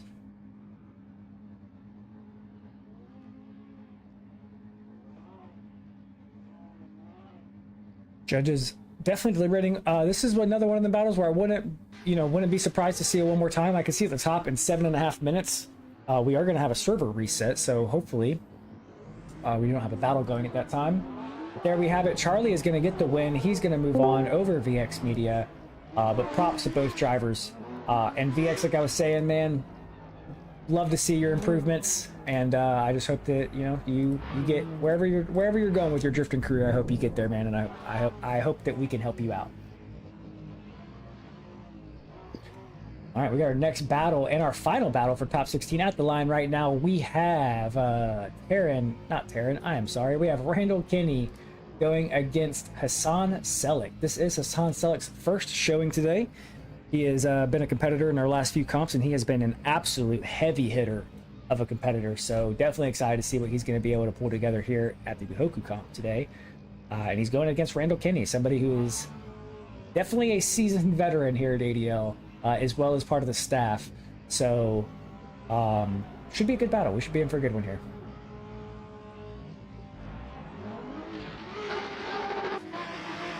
All right, here we go. Drivers are off. Hassan in the lead, Randall in the chase. Both with the blue livery. These liveries were also made by Angle Design. Go check him out on Instagram. Does incredible work. But here we go. Hassan in the lead, Randall in the chase. Hassan with a really solid lead here so far. Bumper to bumper transition there from Randall. Can he stay close? He does a very decent job, I'll say. Not a great job, but a very decent job of staying with Hassan there in that last zone. As we've been saying all day, that is extremely hard to do. It definitely looked like he was just being very cautious in that zone. And that's the look of what was going on, in my opinion. Yes, I can agree. You're probably going to start seeing a lot of guys be cautious throughout the, from here on out, the closer you get to the end of the competition. They're probably, I wouldn't be surprised to see them, not subconsciously, but be safer throughout that section just to avoid contact and everything like that. So here we go. They are almost finished with their second run here, and Randall put down an absolute killer lead run there. Hassan was all over him the whole time, so judges definitely don't have an easy call to make here. So we will see what they call when we get back in the replays.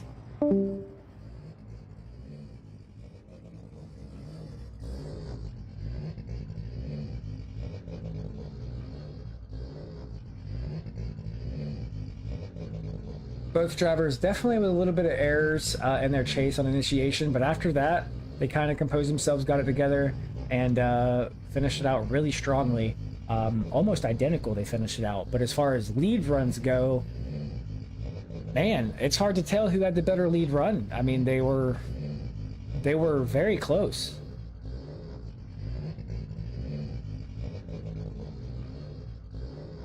Well, Hassan was a little inside where Randall was a little wide there.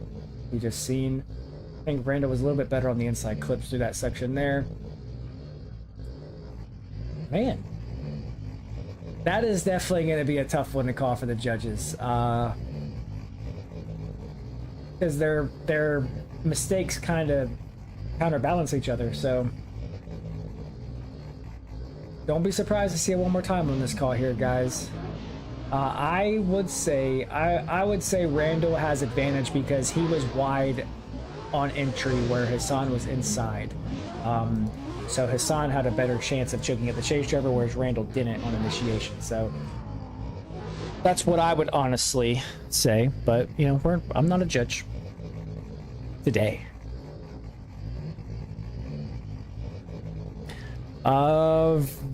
BX Ruz dance. I'm not quite sure. If you would like to message me via Discord, we can discuss it after the event if need be. But Randall gets the win. He moves on to the grade 8. What's going on? Somebody commented in the chat, the live stream chat. He wonders why he lost. The only thing I will say for future events and just for future reference, before commenting in the live stream, message us directly. Give us time to finish the event because we do not allow protests during the event. This is for fun. Nobody's winning anything. So we don't allow protests. There's no reason to make the comp go on any longer than it has to. So that is why we do not allow protests. So give us time to finish the event. You can message us, but please refrain from messaging inside of the live stream chat because you will not make me happy while doing that. So yes, like I said, message me and I will get with you after the event and we will handle it then. Is Titus, is he getting a bye? No, this is the grade 8. They're coming in for like the last group is joining in the server now. Noted. So the reason why we went with Randall, if anybody was curious, Randall Kinney, is due to the chase of the S14, which I believe his first name was Hassan. Hassan was very on the inside on the first 2 zones, and when you count those 2 versus the rest of the lines, it was kind of difficult to not go that route. I couldn't tell you which battle he was, to be honest with you. I don't recognize the name, so. No, the last battle. Oh. Yeah, it was like Hassan something or other. The S14. The S14 was a little bit on the inside, and that's the reason behind it. Yeah, that's what I noticed as well.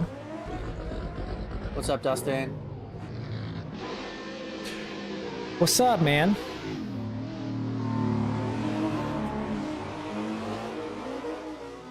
Yeah, it's exciting to see the 350Z being used quite frequently, along with the S15 being used a lot more than it was in the last version of the pack.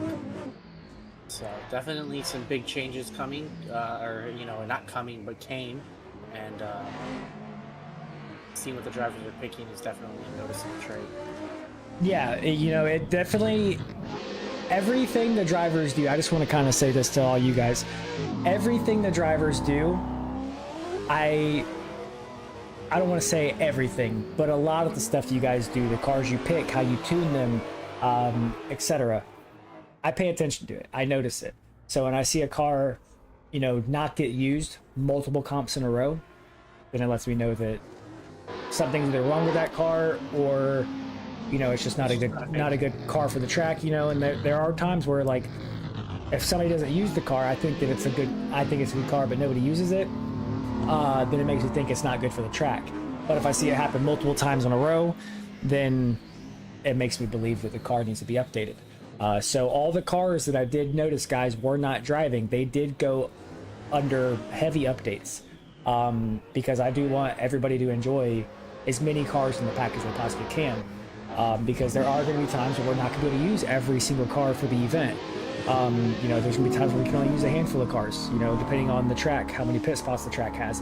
If the track doesn't have at least 40 pit spots, you know, 36 to 40 pit spots, then, you know, we may be forced to use less cars in the pack. We're going to try to keep it to where we can use all of them all the time, but that's not always going to be the case. And then we currently are having a server reset. That is what this is, for those of you guys wondering. But yeah, like I said, if I notice some of the car is not being used or whatever, you know, if I notice anything like that, you know, then I change it.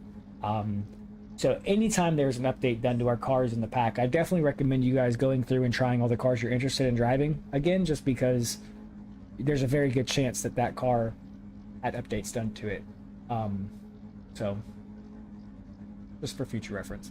But this is, however, the final beta of this pack. So, and all the information I take from now to the final release of the event, or the final release of the pack, will be implemented into the next pack, the final update. So after this, there is going to be no more updates, basically. Like once the next one releases, there will be no more updates. There will be it'll be the final one that goes on Fosun and stuff like that.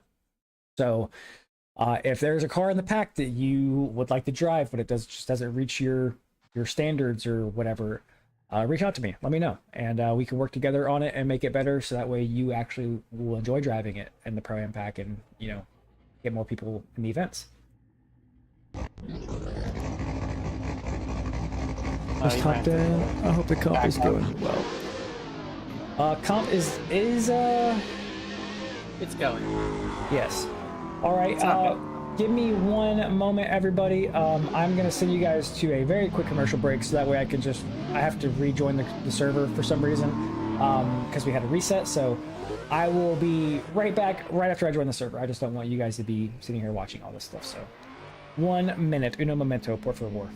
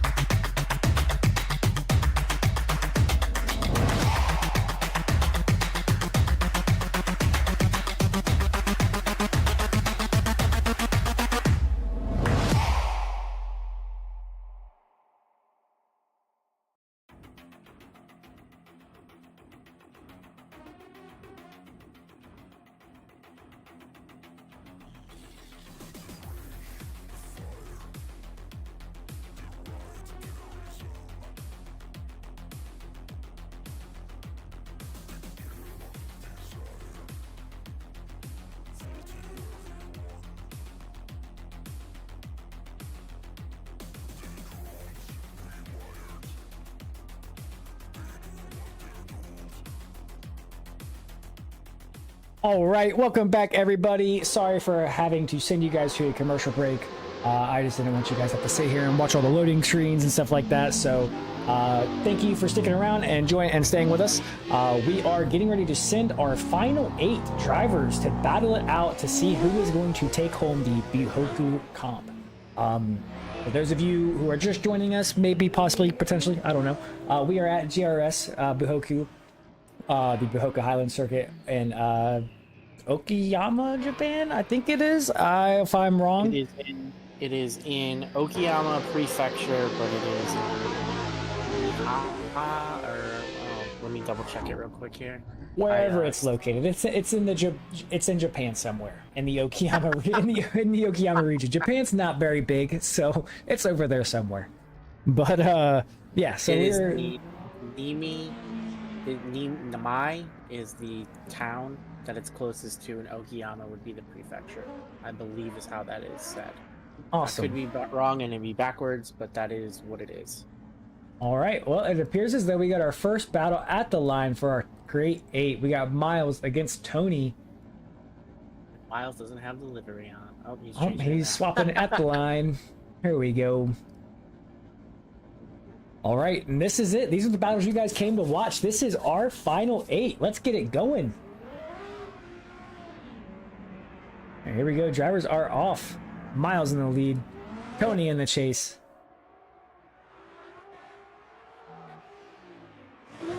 Miles with a nice, precise initiation there. Very smooth for Miles so far. Just a tad cutting that inside clip there. Tony has some ground to make up. Let's see if he can get on Miles's door across the line. And Miles doing a Miles thing. Miles doing a Miles thing. Throws down a banger lead lap just to zero himself at the end. It tends to be something that happens a lot with the staff and people that we drive with regularly. When they compete, they usually they're the ones that knock themselves out. Yes, they do. But here we go. We got Tony in the lead, Miles in the chase.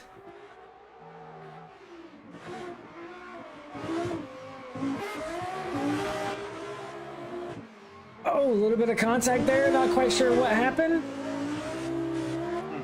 I'm not gonna lie to you guys, I was checking my other screen at that exact moment, so we'll have to go and watch the replay to see exactly what happened.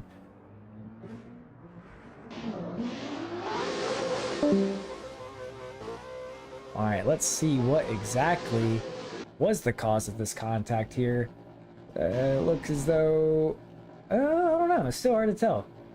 Maybe Tony was checking up and Miles just didn't check up quite enough along with him. Not sure. We'll watch it again here.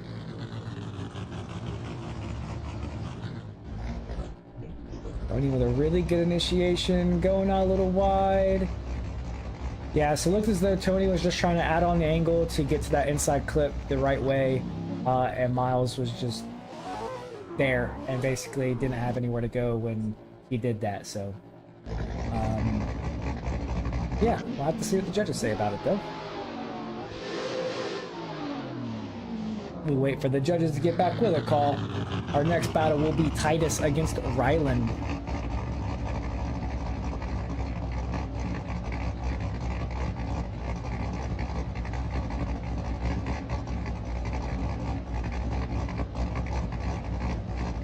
Thank you, Dustin. I hope all is going well with you too, man. Hope you're able to come back to the comp soon, or even just hang out. Just get on and hang out with us. That would be cool too.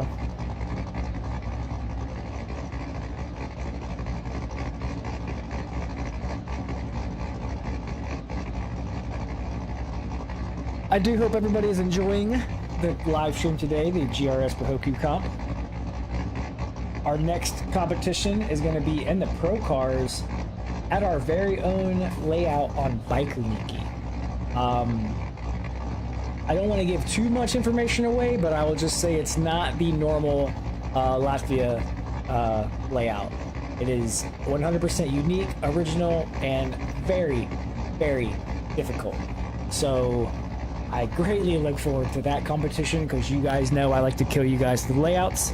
So I greatly look forward to that competition with the pro cars. It's going to be an amazing event, I feel. And the layout is just, it's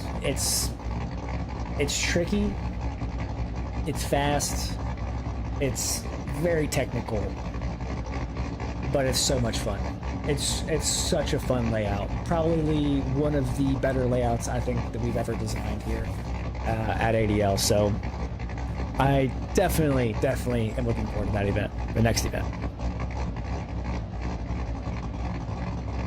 Yeah, I feel that, man. I feel that.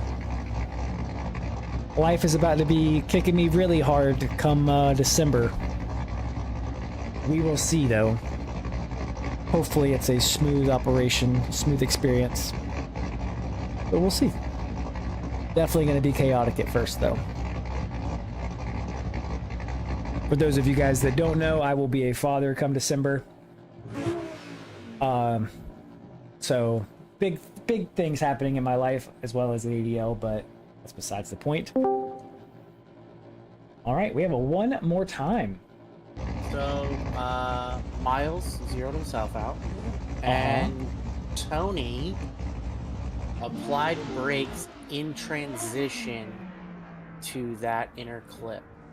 And not like, just like there was no reason to be on brakes there. It's not a braking zone. You shouldn't be on left foot brake. And then he gets hit. So I had to go back and pull up the replay in server because it was very random, if you ask me, the way that looked from a judging standpoint.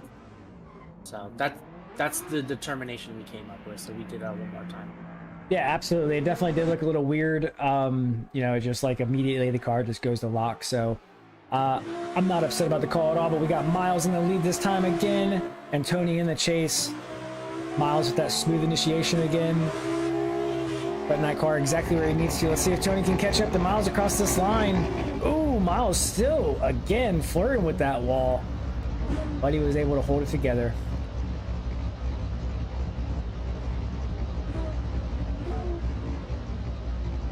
See what Tony can do with nothing in his way.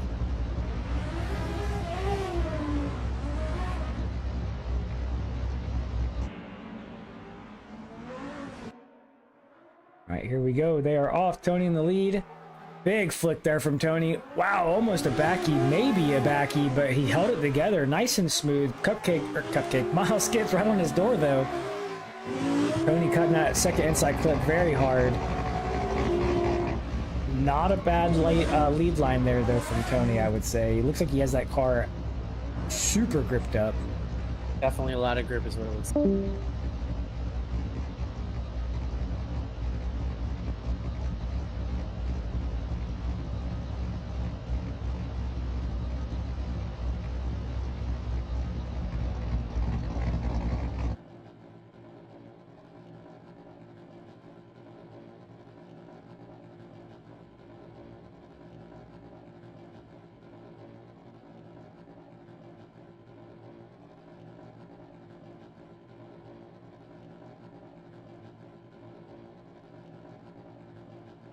Definitely much better this time around, I would say, for both drivers. But it's unfortunate Tony could not hold it together and stay on Miles's door across the line.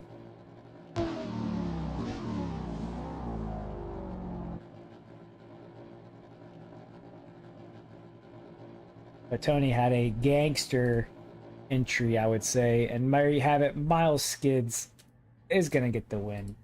He's going to move on. All right, first battle done and over with for the grade 8. We got our next battle at the line already. We got Titus drifts against Rylan.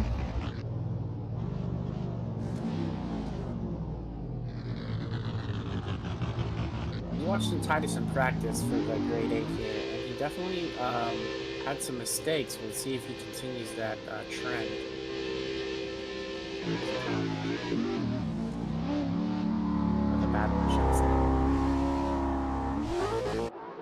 Alright, here we go. Drivers are off. Titus in the lead. Big flick there from Titus. Rylan all over his door, though. Sticking right there with him. Both drivers getting out to outer zone 2 very nicely. Rylan giving him absolutely no space to even breathe. Oh, Rylan falling back a little bit, but able to get close, decently close to his door across the line. Rylan definitely taking notes and getting better about crossing that line, that last transition. It seems as though he's definitely getting better at timing that transition to be able to stick with them in that last zone. So see how Titus does in his chase. Go ahead. Oh, you're good. Yeah, Rylan was definitely looking really solid in his chase run. He's doing a really good job right now. Oh, maybe a little tire drop there from Rylan, but man, that was smooth. Definitely close in the tire drop. We'll have to go dissect it. Wow. Pulling down some heaters. That transition, that last transition there from Titus was risky, but it paid off, and it was absolutely beautiful. That last transition was just money from Titus. He took a gamble and it paid off. I'll say that much. Wow, that last transition was just epic. Chat, what you guys think about that? Congratulations, man. I just had a daughter 6 weeks old. Awesome. Congratulations, man. That's so cool. How is it? Because I am sweating bullets, my friend. Like, I am... There's an analogy. I'm not sure where you're from. There's an analogy here in the States called sweating like a whore in church. And I probably shouldn't be saying that on live stream. But, you know, that's about what it is.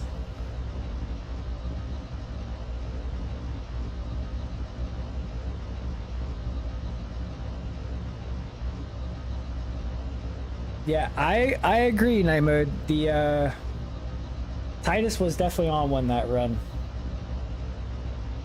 Definitely.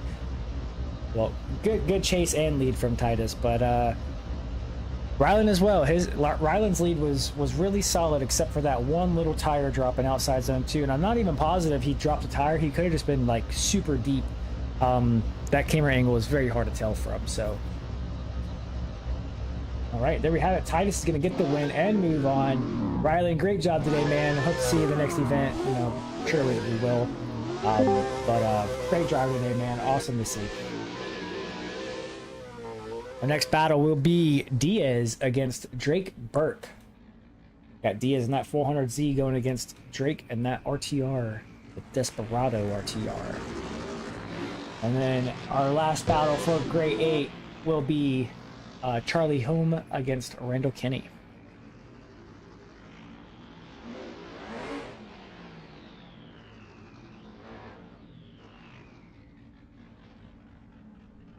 Diaz loves that 400Z. It is a good car, I will say that. It definitely drives probably the most unique, I would say, out of all the cars in the pack. It just feels so planted. It does have a really good feel to it, being, you know, as planted as you're describing. I also do like the low overhang. The what? Low overhang in the rear. Yeah, I do too.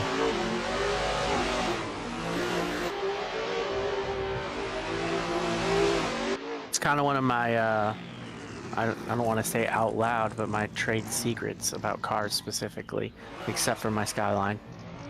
Oh yeah? Yeah, so like low overhang in the rear, when you get into a zone, right, you can literally feel yourself in that zone if you're driving in first person, and you can, like, if your body is in the zone, then you are completely in it all the way. And it's a really good, easy way to kind of help yourself know how deep you are in a zone. Yeah, I definitely like the cars with the smaller bumpers for sure. But here we go. Drake in the lead, Diaz in the chase. Drake has the lead completely down in that RTR. He said that when he drove it, he just felt right in it, and it shows. He was in the Corvette before, made the switch to the RTR for this round, and definitely looks a little more comfortable, I would say, in the RTR than he did in the Corvette.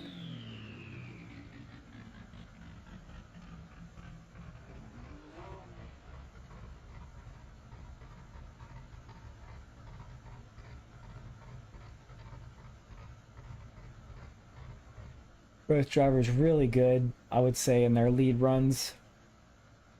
Both the chase runs as well. You see Drake, he just got a little bit kind of caught up right there in the last two transitions. But other than that, I mean, it's just really, really, really good. Diaz has the timing of his transitions just down to a science.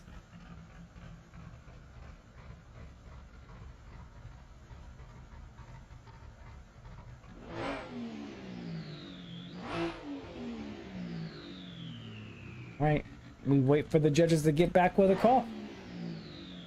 Let's check out this custom livery sent in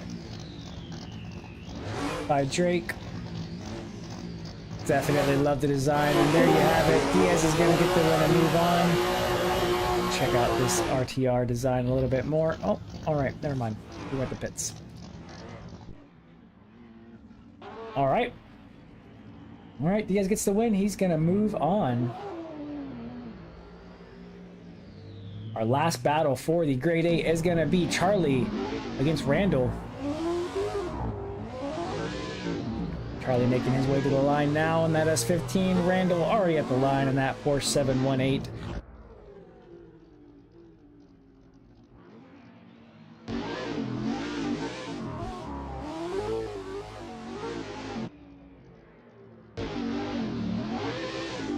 I need to write that on the list of things that needs to get fixed. Yeah, whoever is in the pits doing donuts, they need to stop.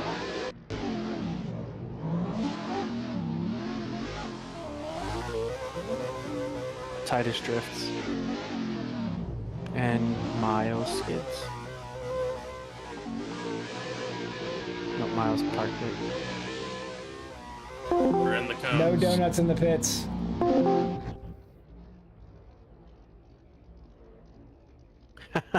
Dad had to go say something, huh? Yeah.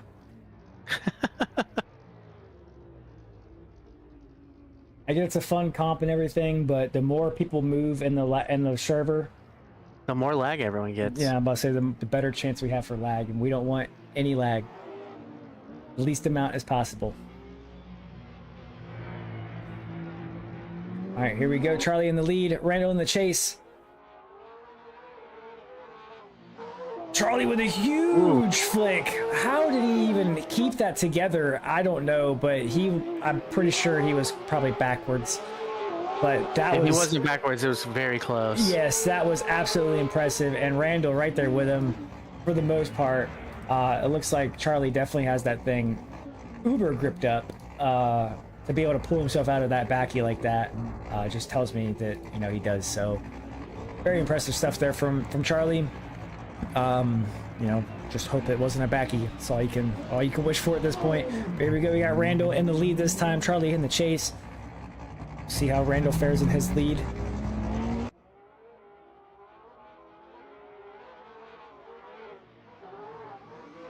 Very smooth there from Randall. Almost an ideal line there from Randall. But Charlie all over his door, giving him no breathing room. Charlie surging hard right before transition, doing what a lot of these guys do. Wow, how did he catch back up so fast? That was impressive.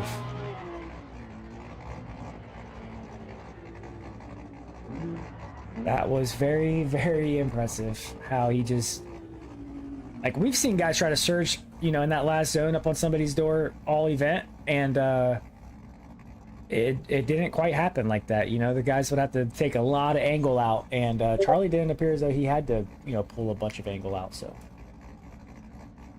very cool stuff. Very cool stuff. It was so worth getting up at 5. I will be sleeping in chemistry. Thanks for running this awesome event. Thank you so much, Tony. I appreciate that a lot. I hope you come back, man. Great driving today. Was nervous before she was born, but it's all come natural, man. It's worth it. It's just looking at the little face. I'm sure it's fine. That's what I'm telling myself, Cook. That is what I'm telling myself. Thankfully, I have an amazing woman that, you know, is going to be the mother. So I think we're going to be all right. As long as she's, you know, doesn't leave my dumb self, then we'll be good. Iron Man Prime competition was on Sega back in the late 90s. I wish I was into drifting back when the Sega was out. I definitely had a Sega and a Sega Genesis, but I didn't find drifting until way late in my life, which I am not happy about. I've always been into motorsports, but drifting was never one of them. Oh, and I just realized that I still have the replays up. I'm sorry, guys. We are still waiting for a call to come back from the judges anyway, so you guys didn't miss anything. No worries. All right, there we have it. Charlie is going to advance. He's going to get the win and move on. Good job, Charlie. Randall, better luck in the next event, man. And thank you again so much for piloting the car, the E36 Eurofighter earlier in the video.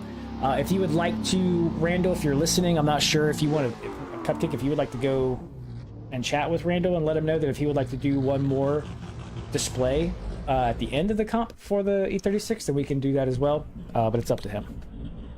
Okay. But we are moving on to our final four. We got Miles Skids against Titus. We got Diaz against Charlie. Who's he gonna be? Who is it gonna be?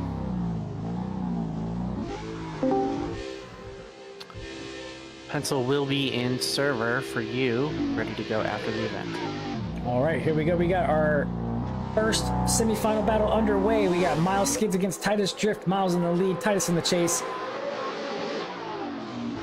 Miles with a pretty decent flick into that first outside zone, but Titus all over his door, right in the pocket. Miles going a little wide there, not quite. Maybe that was pretty good. Oh, Miles not quite getting out to the outside zone. I wonder if there was a little bit of contact there from Titus. But excuse me, everybody, that prevented Miles from getting out to that zone all the way.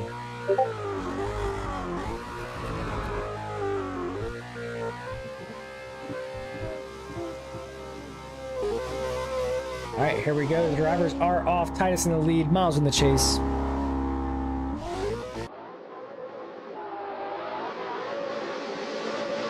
Big flick there from Titus, as we've seen all day. Miles kind of looking like he got a little bit lost, maybe. Was nowhere near the hash on entry and completely missed outside zone 1. So not quite sure what happened. Maybe he just got to the end of the run-up before he realized it. Not sure. Curse of the the insider drivers. Yeah, something always happens to the staff whenever they compete. Yeah, it did appear as though Miles just yeah, looked like he just got a little bit lost on initiation. Maybe he didn't quite time himself on the run-up, quite right. So could be an abundance of things, to be completely honest with you.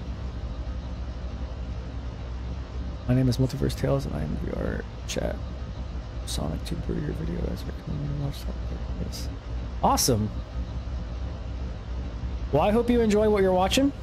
This is Assetto Drift League. We host drift competitions through Assetto Corsa. Well, through Discord, but on the game Assetto Corsa. So I hope you enjoy it. If it was recommended, that's awesome. I don't know how that would happen, but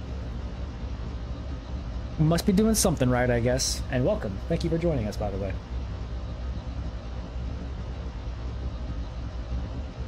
So yeah, aside from the bobble there, or the mistake, whatever you want to call it there for Miles on his chase initiation, I'd say both runs were very much ideal. Aside from the last zone for Miles, I'm not sure if it was contact from Titus that prevented him from getting out to the outside zone, or fully in the outside zone, or if it was just purely Miles just timing his transition wrong. It did appear as though there was some weird kind of bump or something that happened right before that transition, so just have to see. I'm sure the judges are going to be looking into it. All right, there we go. Titus is going to get the win. He's going to move on to our final battle. And Miles will move on the battle for third against whoever is eliminated from the next battle between Diaz and Charlie. The game is on Steam, my friend. We are all playing on PC. So Miles had a handbrake break. That would explain so it. It stopped working on entry, and it stopped working for both like lead and chase, and that is why he struggled to maintain proximity and in his zone, basically. That would make sense. That would absolutely make sense. I sent him a DM. Yo, I have my handbrake if you want it. My spare. All right, well, here we go. We got Diaz against Charlie. Diaz with a nice flick. Kind of an awkward. I'm not quite sure what happened there. That was smooth. It was very. It looked weird, but it was very smooth. Yeah. Charlie weird. could have definitely had some proximity. Kind of not what I was expecting there from Charlie. Maybe he just played a little bit safe, given how weird it did look for us as well. Yeah, like he rode that middle line and then basically like at the very last second flicked, and it was just very different from what everyone's been doing and what he's been doing the entire event. Yes. It is it's not free. You got to buy it on Steam. It I don't know how much it is right now, to be honest, but you can. They frequently goes on sale for like 90% off. And there's also G2A that has it for super cheap as well. Wow, Charlie's sending it in way hard. Maybe he felt like he was kind of in a deficit, so he just fully sent it in. But man, that was a wild initiation there from Charlie. As cool as it was, I do believe that it was backwards, which would result in a 0, unfortunately. But man, that was cool to see. If we were having, you know, coolest entry competitions and stuff, you would for sure be getting it. That was the dopest entry I've seen all day long. Definitely something we'll be doing in our special stage events coming up. Yes, the next Team Tandem event, the special stage event, we will be doing freestyle entries, Team 360 entries, Team 3 backy entry or backy entries, a whole lot of fun stuff. So be sure to sign up for that next Team Tandem special stage. It will be lots of fun. But yeah, official. If you go to G2A, you can get all the DLCs and the game and everything for very, very, very cheap. I know I personally waited until everything was on sale. I purchased the game full price because I didn't know that Steam frequently had sales when I first originally got Steam. But there's often sales for, you know, 90-95% off for Assetto Corsa related stuff. So you like racing, I definitely suggest it. I recommend it. It is the #1 simulator for a reason. There are games obviously that are better. iRacing has better physics, I believe, but there's like a barrier to entry into iRacing. You got to have a bunch of money. Maybe not a bunch of money, but you still got to pay monthly just to do it. And there's, like I said, there's a barrier to entry to it. As far as free goes, well, not free, but one-time purchase, I would say Assetto Corsa is #1 simulator you can buy.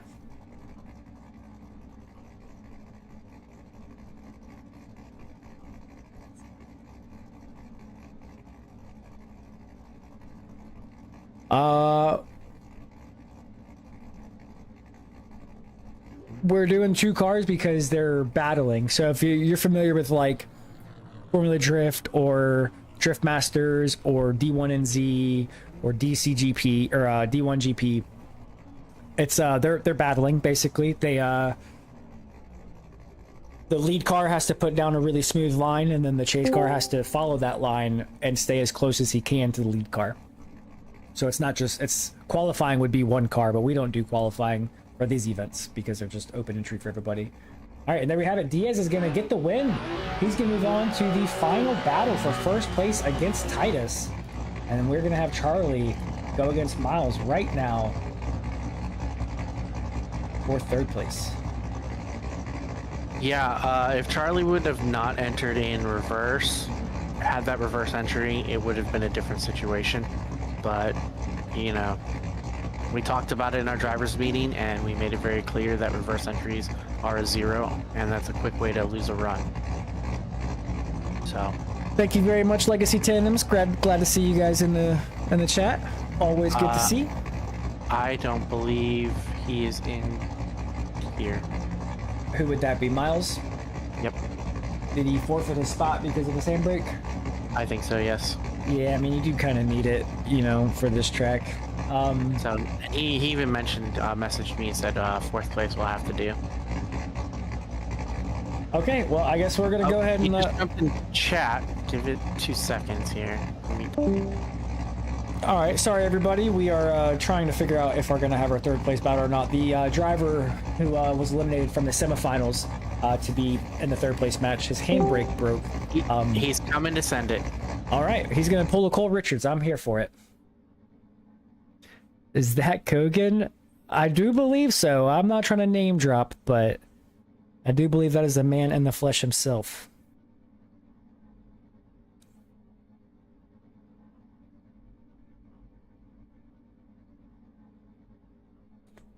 All right. Yeah, well, I think our special stage is going to be a lot of fun, and I think that we are definitely getting started with something good. Also, this has been a really good comp overall. It's definitely moving a little bit quicker than normal due to the slighter or the lower number of people driving, but this has been a very very good event. Yeah, so I'm not gonna lie to you guys. I understand the stream is probably going kind of well, you know what I mean, and like from the viewer and driver standpoint, it probably doesn't appear to be bad. But I would be lying to you guys if I told you that I was not sitting here sweating bullets the whole time because I thought the stream was going extremely terrible. So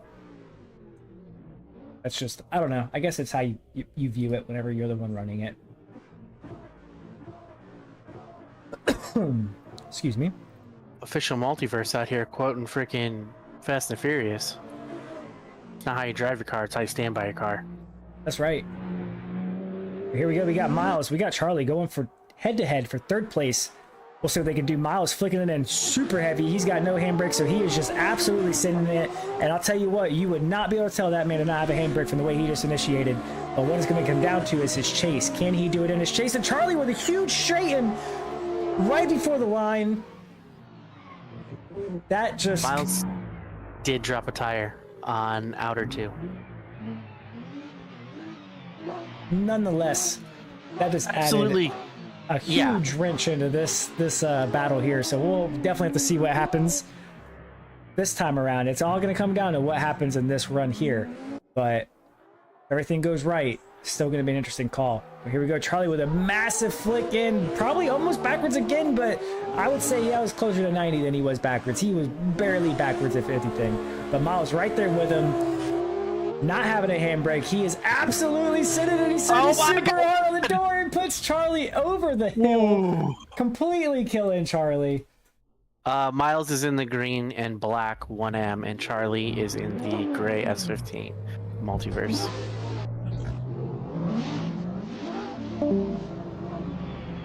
That's right. We're all about good sportsmanship here. We want everybody to have fun. That is the whole purpose of these events. That's the whole purpose of our community in general, is we're here to have fun. We're here to make people better drivers, and we're here to get doors, and that's about it. Like that's what we're here for. We want to see you guys drive the wheels off the cars that we provide with you guys.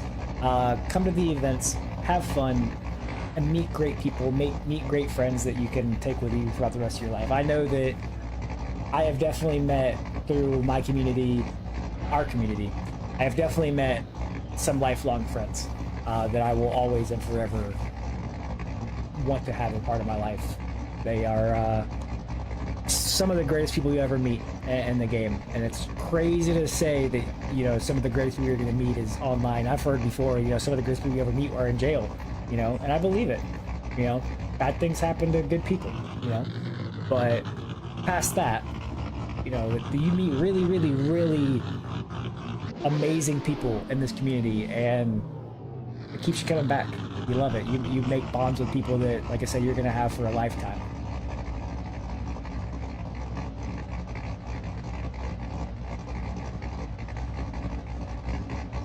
All right, here we are. We are waiting for the judges to come back with a call for our third place. Who's it going to be? I want to see the chat explode right now. We only got 27 people watching, but I want to see 27 messages. Well, one of those is me, so I want to see 26 messages saying who you guys think is going to win. I hope the driver is okay.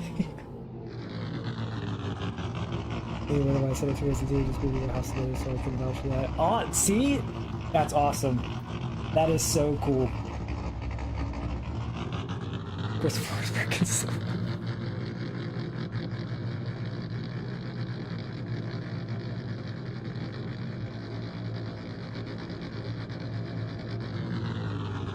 Yeah, big ups to Miles for sitting it with no handbrake. This is one of the tracks where it's very, very, very difficult to do without a handbrake. That's why I called him Cole Richards, because if you're familiar with Formula Drift, Prospect driver Cole Richards, he, at Road Atlanta, he lost his handbrake in the burnout box, and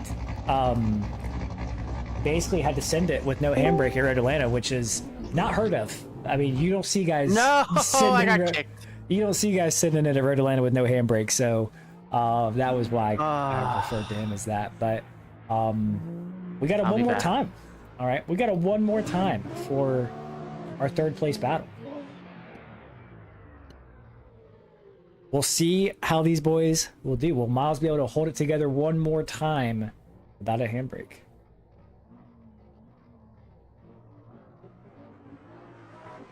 All right, here we go. They're off. Miles in the lead. Charlie in the chase.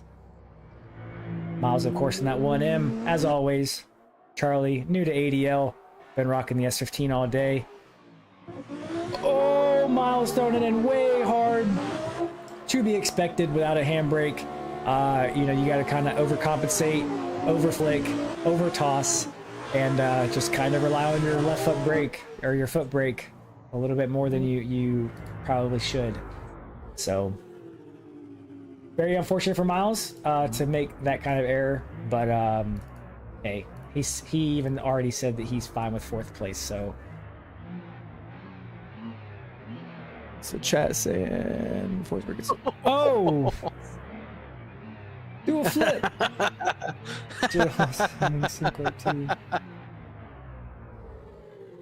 Dimitri. Oh my god. All right, here we go. They are off for their second run. Charlie in the lead this time. Miles in the chase. Let's see what they do. What's going to happen? Can Charlie avoid from doing a backy? What a beautiful entry. Miles perfectly mimicking Charlie on the flick. That was so cool to see. I love seeing that. When you just see drivers so in sync like that. You usually only see it from guys that have been driving together for a very long time, but it just happened to work out this time like that. So it's just so appealing to the eye to see that happen. I love it. But wow. Pretty solid last battle, I would say. Unfortunate for Miles for making that, you know, that mistake. But it's okay. Like I said, he said himself that he is already fine with 4th place. So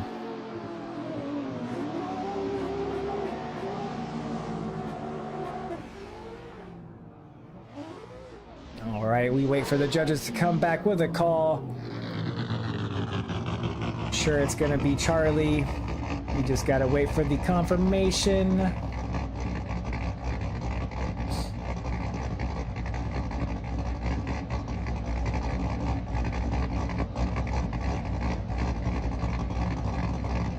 Unless Charlie hit Miles, maybe, I don't know. Sorry for jerking the camera like that, everybody.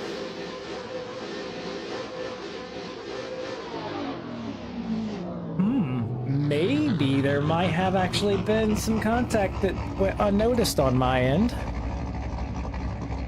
I vote my money on Miles.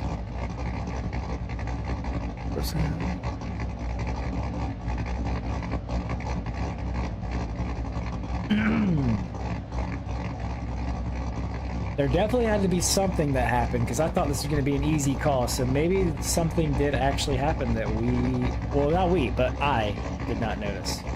So, all right, there we have it. Charlie is, in fact, going to get the win. He is going to take home 3rd place. Congratulations, Charlie. Miles, you got to ask the question, what would have happened if you would have been able to keep your handbrake the whole time?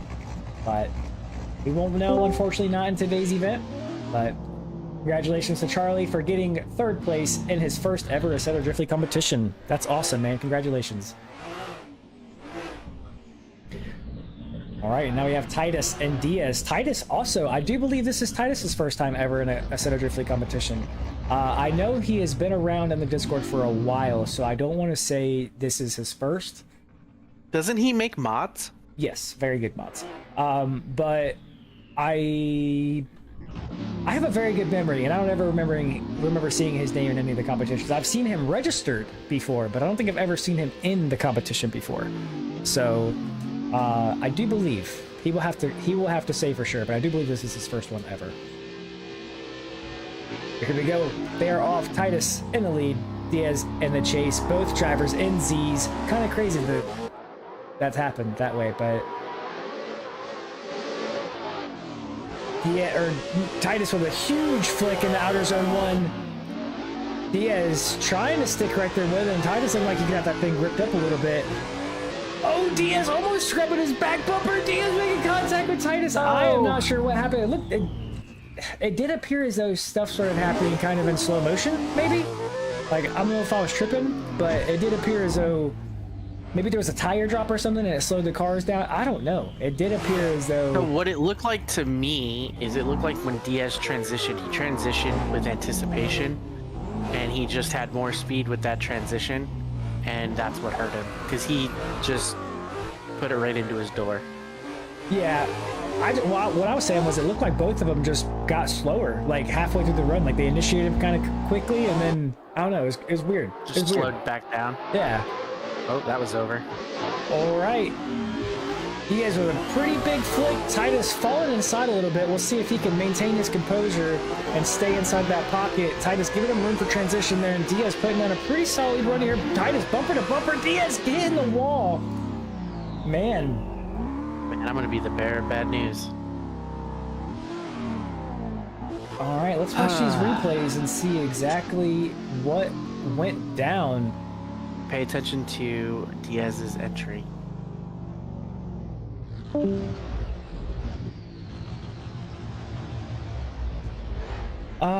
It's kind of hard to tell on the live stream replay camera what happened. I'm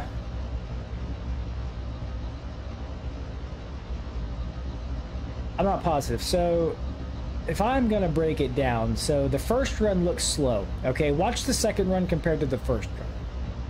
The first run looked a little slow. I don't know why. It's not though. It started after the second run in the replay, and it's ahead of it. So that definitely wasn't slow. I'm not sure. Chat. Let me see what you guys are saying.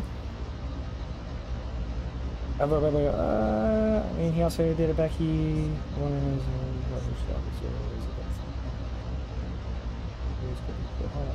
sound one. Thanks, got it.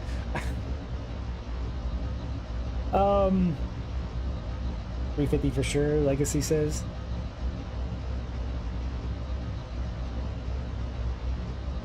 Yes.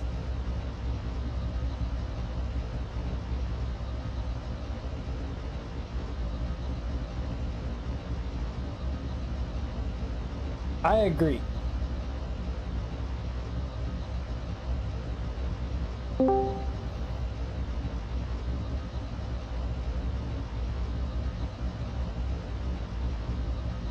Yeah, once the stream ends, we can announce it, or the replay. Oh, my bad. All right, we are ready. Who is it gonna be? Chat saying Titus. We'll see what the judges say. And Titus gets the win. He's gonna be the winner of today's competition at Bihoku today. Congratulations, Titus. Congratulations to Diaz as well for getting second place. Seemed as though maybe the nerves got to Diaz there towards the end, taking him out of the competition. Well, not the competition. He got second place, so. Yeah, nonetheless, congratulations to Titus. I do believe this was your first competition with me, or with us. If I'm wrong, please correct me. Diaz, this is like your third or fourth with us.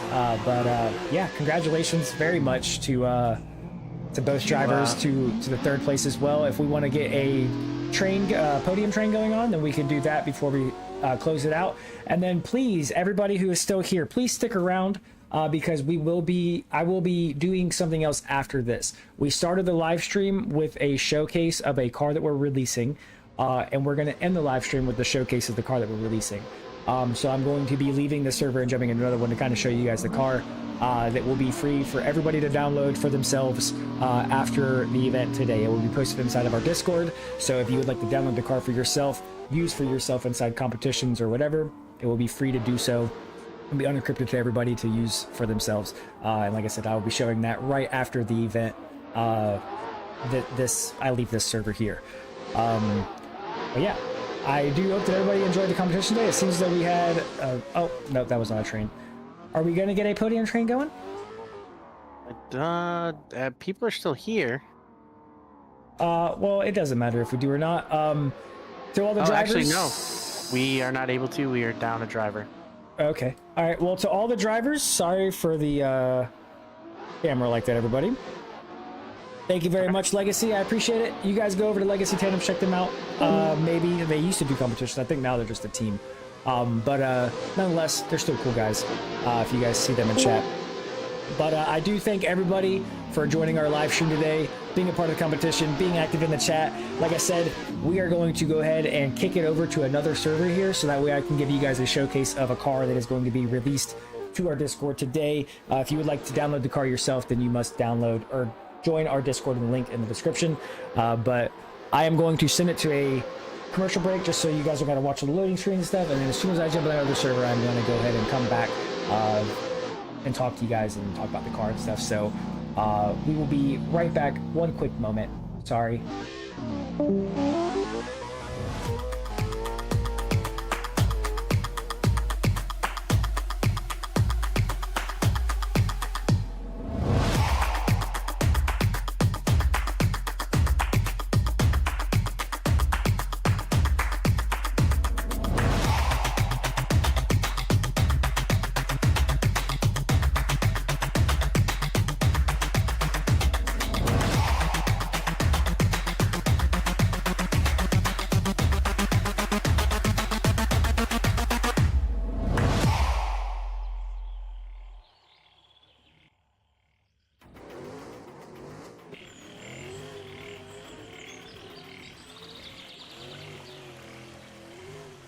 All right, welcome back, everybody.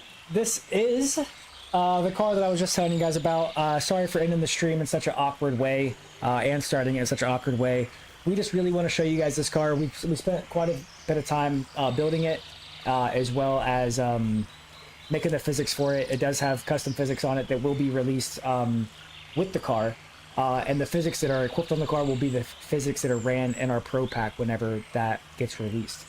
This car will be featured in our beta pack, our final beta pack as well. But this is the E36 that we built specifically for everybody well, not for everybody, but we built it specifically for our car pack. But we decided to go ahead and release it to the community for free for everybody to enjoy. And we made custom headlights. It's basically it's an E36 with the HDK Eurofighter kit for the E92 on it. It's a very unique build. It's a one of one in the game. There's no other car in the game like it. I don't even know a car like it in real life. But it's super sick. It has extra animations where you can remove the bumper, you can remove the roof scoop. Just all in all, an incredible car. It feels super sick. It sounds super sick. It looks super sick. We got custom roll cage bars inside for the kit and everything, and I don't know, it's just a pretty cool car. We're excited for it. We're excited for it to be part of our pack. We're excited for all you guys to have it as well. So yeah, this was a major thank you to all of our ADL members for being here, and this is a gift for you.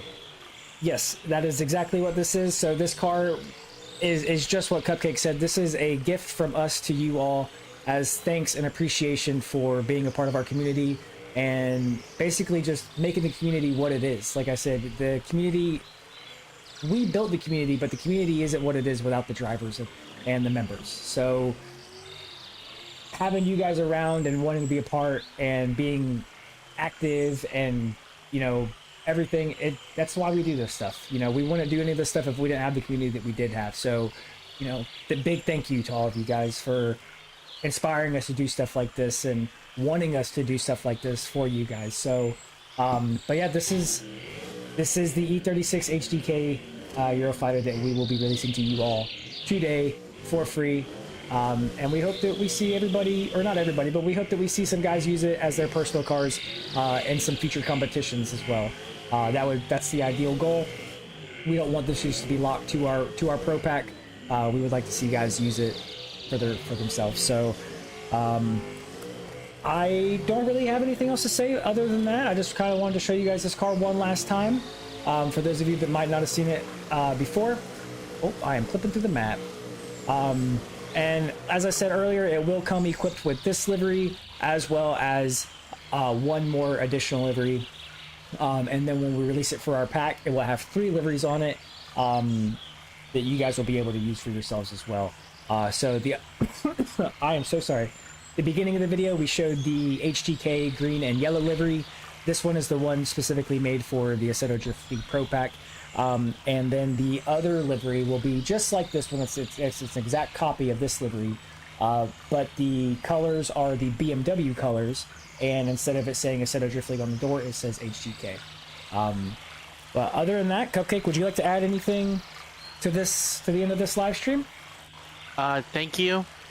please continue to watch.